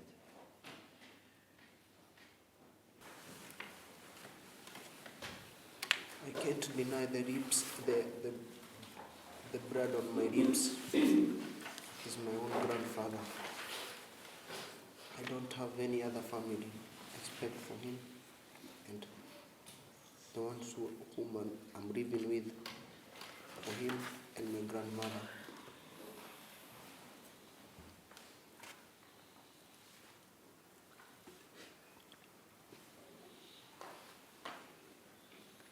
I would really like for him to take me as one of his sons. That's what I wanted. We saw someone whose life, right from a very young age, involved almost none of the kinds of conditions that we would normally want someone to grow up surrounded by. The kind of love, the kind of nurturing, the kind of support that we would hope would be present. It wasn't there. And what was there instead were the kinds of social support systems that people create when there's a vacuum of what they really need. So people create gangs. People find ways to numb the pain. Alcohol, drugs, violence. People develop relationships within which there are codes of behavior that put them in a great deal of danger and put other people in a great deal of danger as well. So here was someone who spent half his life living in this kind of environment. And through his own decision-making process, he decided to leave that world. And now he's asking to re-establish a connection with his family of origin. I would like to speak to Kenny's grandmommy. What is it you would like your wife to know about what was motivating you when you did what you did? I hated Kenny because of what he was doing. He was playing, I'm not respecting me as an older man. During, you see that time, before the mother died,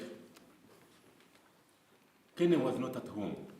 Could come late with those street kids, smoking, those things that can fill the house and everybody can start sneezing. Those things actually made me unhappy, and it made me hate Kenny like anything. He was very far away. I couldn't, even if I could call him to come for a piece of work, he couldn't come home. He loved to go away. And I would have wanted him to come and help me because you see I am aged, I can't fetch water, I can't graze cows, I can't do anything. I banked on Kenny, but I was disappointed. And that led me to hate him like anything. I was not happy the way he was treating me. Grandman, that is what I'm posting that to you. What did you hear him say? I heard you accusing him again and again for not doing what you wanted him to do. That's what I heard. You said he is not a good boy. You said, in your opinion, he doesn't fulfill his role as your grandson.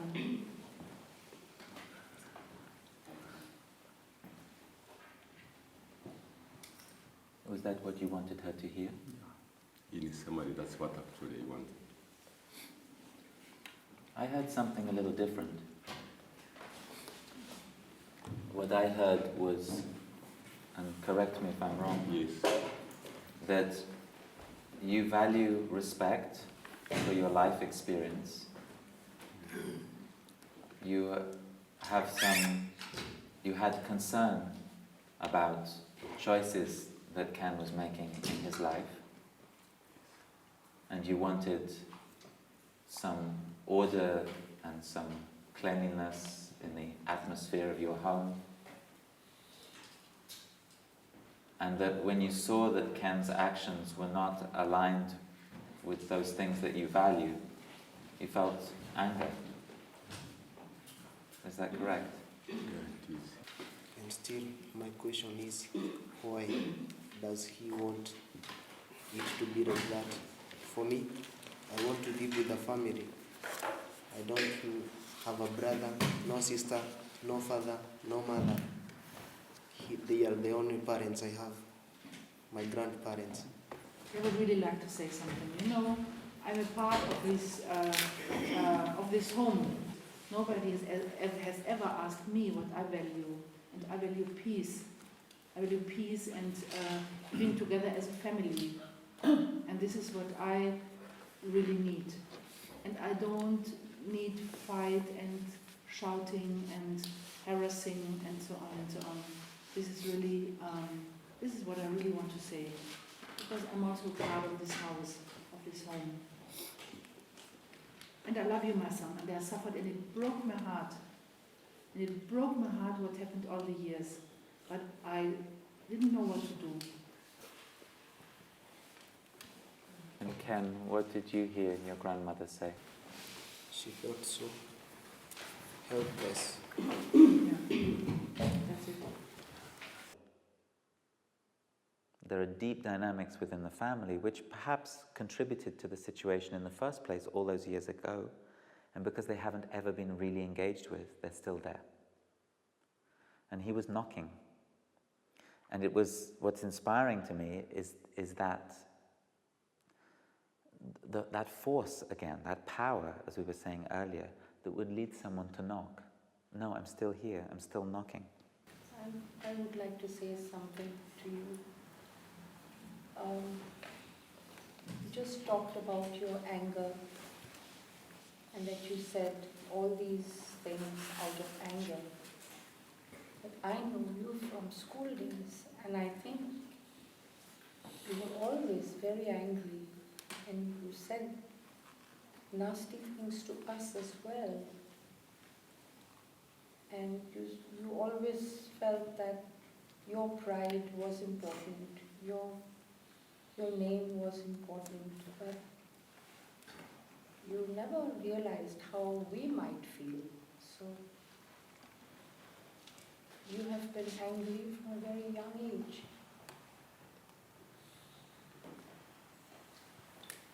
What did you hear your friend say?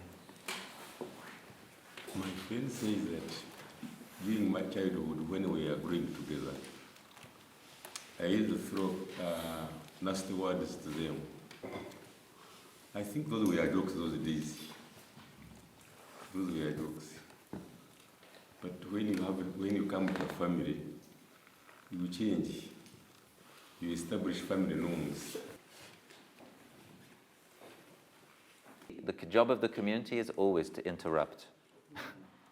When the community says, hello, he's trying to tell you something, you're not hearing it, I'm going to try again. I think I would like to continue to the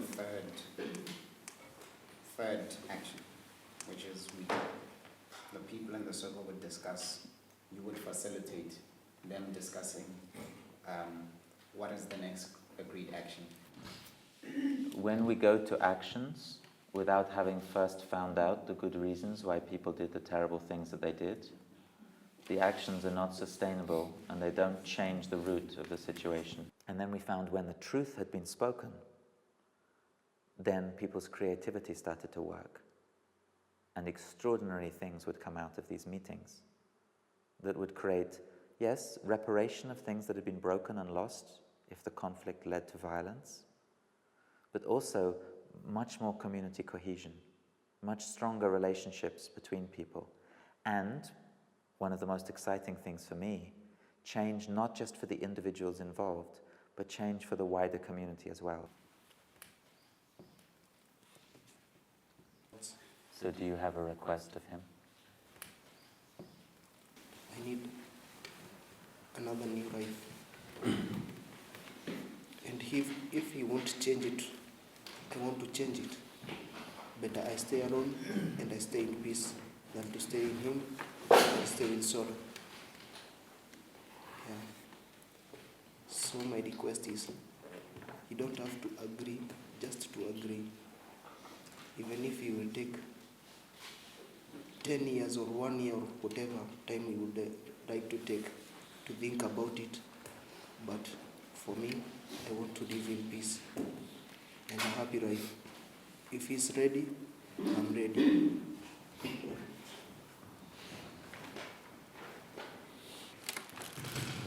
In the past, I was not happy with the situation, but now, seeing what has happened and how it has come, I feel so sad actually to mistreat him so much. Also, it is a touching because I have seen this. This is not good. I regret I did this unknowingly, based on what he was doing before. Now I have seen that there is a reformation, as is requesting to come home. In fact, I am very sad. And that was really fantastic to see. How do people react? Initially, no, stop knocking. Okay, I hear you don't want me to knock. I'm still here, I'm still knocking. Because we're part of each other. We're connected. I don't know where that comes from, but I'm in awe of that strength within us. And that orientation that we have to live aligned with our deepest values and to seek connection and harmony with each other. So I had my ability to perceive that in myself and see that in others profoundly strengthened by the circle I went through yesterday. And that's what gives me energy to go looking for more of the same today and tomorrow. I was the grandfather of Cain. I am now in the circle. I am 21. I was the brother of Kennedy. I am in now. I was the pastor who went out to go and pray, and now I'm everyone else in the circle. I'm part. Correct. Thank you.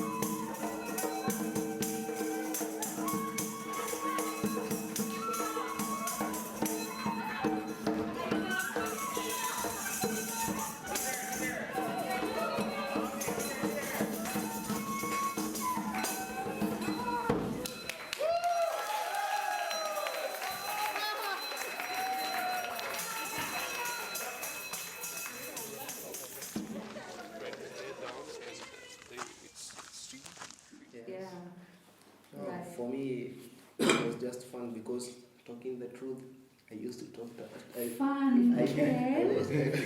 I was talking about violence communication. I didn't know about non-violence communication, but for now, I came to realize that wow, there is a lot, and when I goes back, anyway, I have learned a lot. Yes. I think when I first came here, the challenge was people back home asked me, why are you going to Germany? I said, I'm going to attend a conference on NVC, and then they would ask, what's that? And of course I wouldn't be able to tell because it's pretty complicated from the book. So I just put together something because that's what all psychologists and social workers do. we all put together these very smart cliches to try and explain when we don't really know. No, yes. And when I got here, I realized that I didn't really know. And when we started out, it was a bit confusing on the first day. And it was very difficult because it was so simple. Yes, that's So the difficulty was, NVC, it's always been there, but you didn't acknowledge it. Yeah. So it was very difficult in that sense, in the sense that it was so simple and it was so there. Yeah, and making requests, that's also, like I saw Dominic, that, and we make requests to ourselves, we make requests to other people in a way that cannot be fulfilled. Like, oh, I want you to be more responsible. No, tell me what you want me to do to feel that you get the meaning that I'm more responsible. Yes. So, and we also tell ourselves, oh, I feel so terrible, or life is a hell or something. But what you want me to do with that? I want to make it beautiful. Okay, come on. Okay, now be precise. What's that particular act is? And I think that we can do that particular thing only. I think one of the things that I don't do is express myself. Yes. And say, this is what I want. Yeah. You know? Yeah. So learning to be truthful was really liberating for me. Yes, I think that's a beautiful to say what I want without feeling bad about it, because it's what I would like. Yeah. And if the other person does not reciprocate by doing it, it's fine. But the point is, I've expressed myself, and really that's the whole point of the whole thing. You express yourself, I express myself, and we meet each other in the middle, and we come to a common conclusion. You know, and that's really what NVC teaches. It's really that. Yeah. Yes, and it just flashed into my mind. You know, reading the book, as you said, in NVC there's a quote. There was a Sufi poet called Rumi. Out from the ways of right doing and wrongdoing, there's a field. I'll meet you there. Yeah. So there's a dining hall waiting for us. And we all need lunch. So I'll meet you there. That's nice. Thank you very much. Thank you so much. Thank you. What is impressing them is not NVC. What's impressing them is their own power to be able to co-create the world in which they want to live.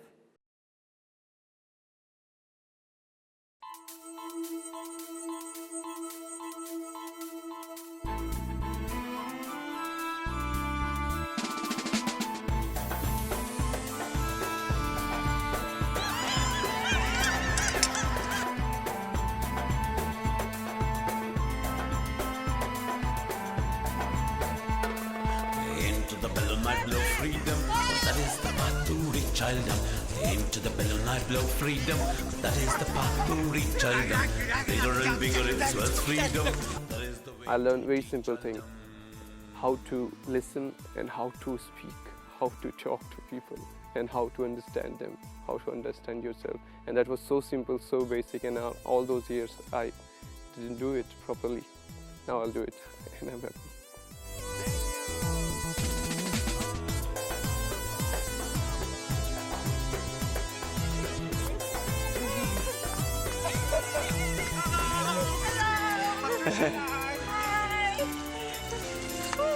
The lives of so many children have been transformed because of my learning and my empowerment.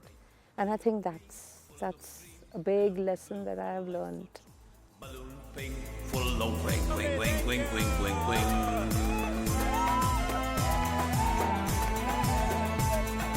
Into the balloon I blow freedom, cause that is the path to reach childhood. Into the balloon I blow freedom, that is the path to reach childhood. Bigger and bigger it swells freedom.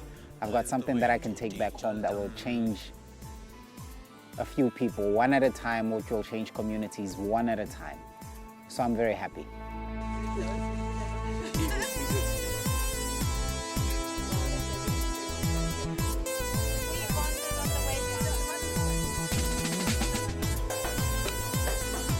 I'm living with something inside me, and I'm so happy that even when I go back home, I have learned new things, and even still for them, they will go to learn other new things.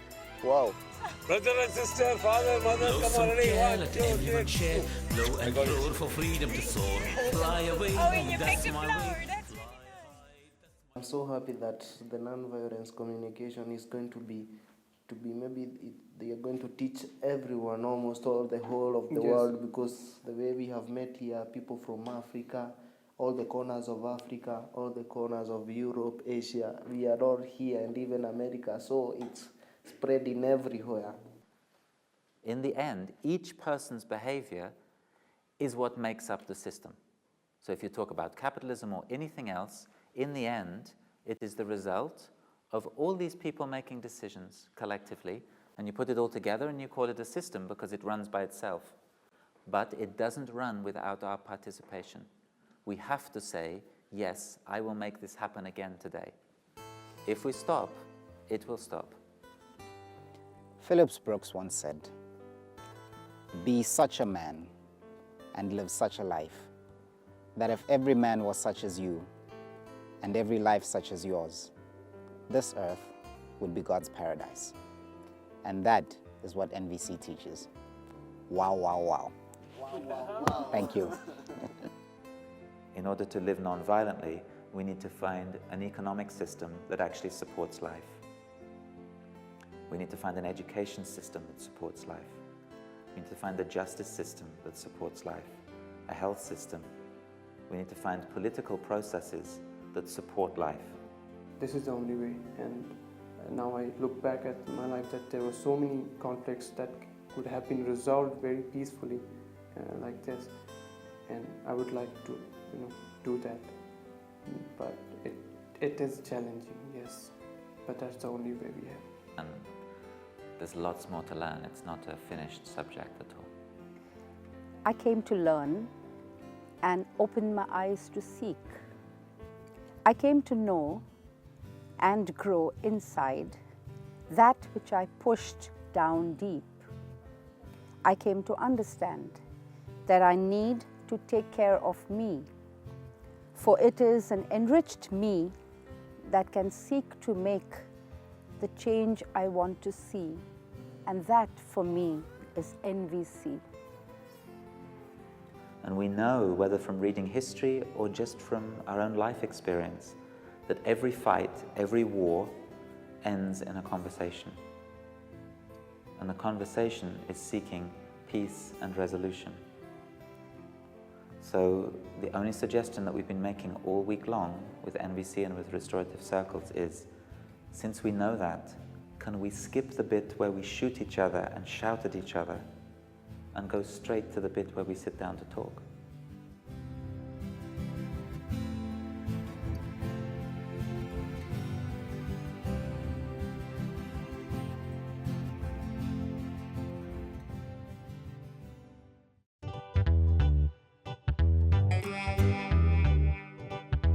You wanna rap, man? Yeah! You wanna rap for all the people, man? Yeah! You wanna rap for the children, man? Yeah! Should children work, man?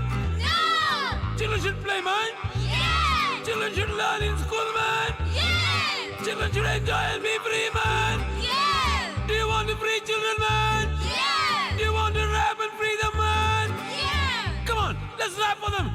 1, 2, 3, 4.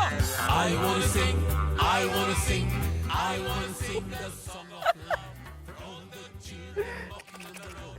I wanna sing, I wanna sing, I wanna sing the song of love. When I see you leaking on my microphone, I'm disturbed.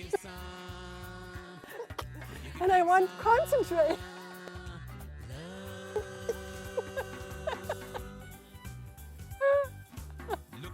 So please, would you go?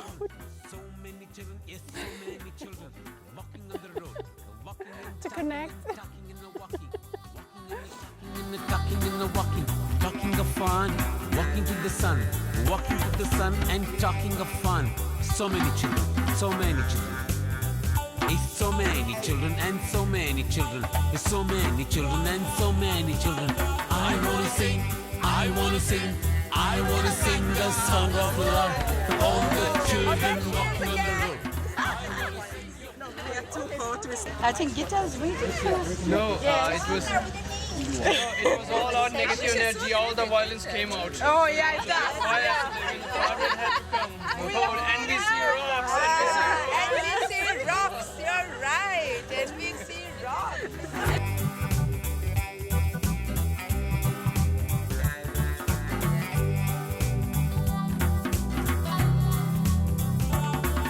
The children are talking what Mama Earth was telling them. That this world was not what they got from the grandpa. That this world was borrowed as a loan by the grandma. Taken from the children of the future who are yet to be born. And I want to tell you, I want to tell you, and I want to tell you, and I want to tell you, I want to tell you, and I want to tell you, love it. Love it. Love it, love it, love it, love it, love it, love it, love it, love it, love it, love it, love it. Love it. Love it, love it, love it, love it, love it, love it, love it, kiss it.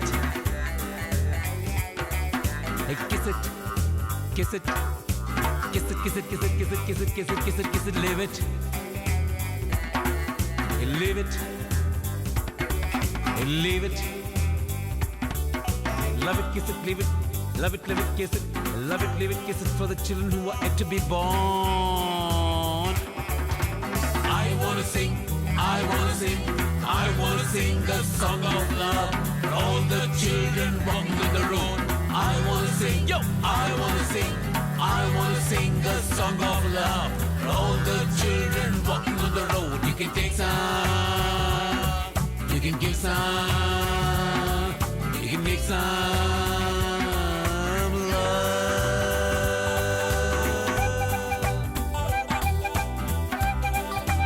Rap everybody. Rap it, come on.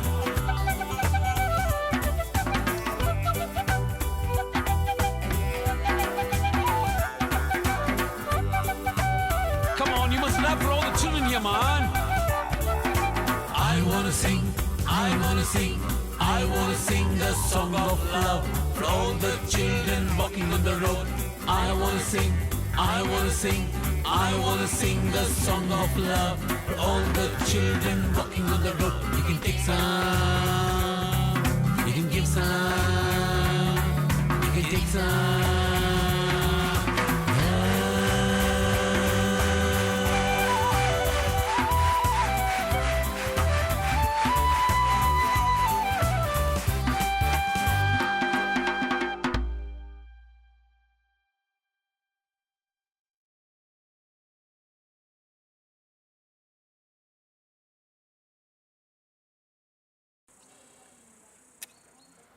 NVC is a communication not for only one man. Is everybody. Is all over the world. Is everybody is a communication. Is a good for everybody.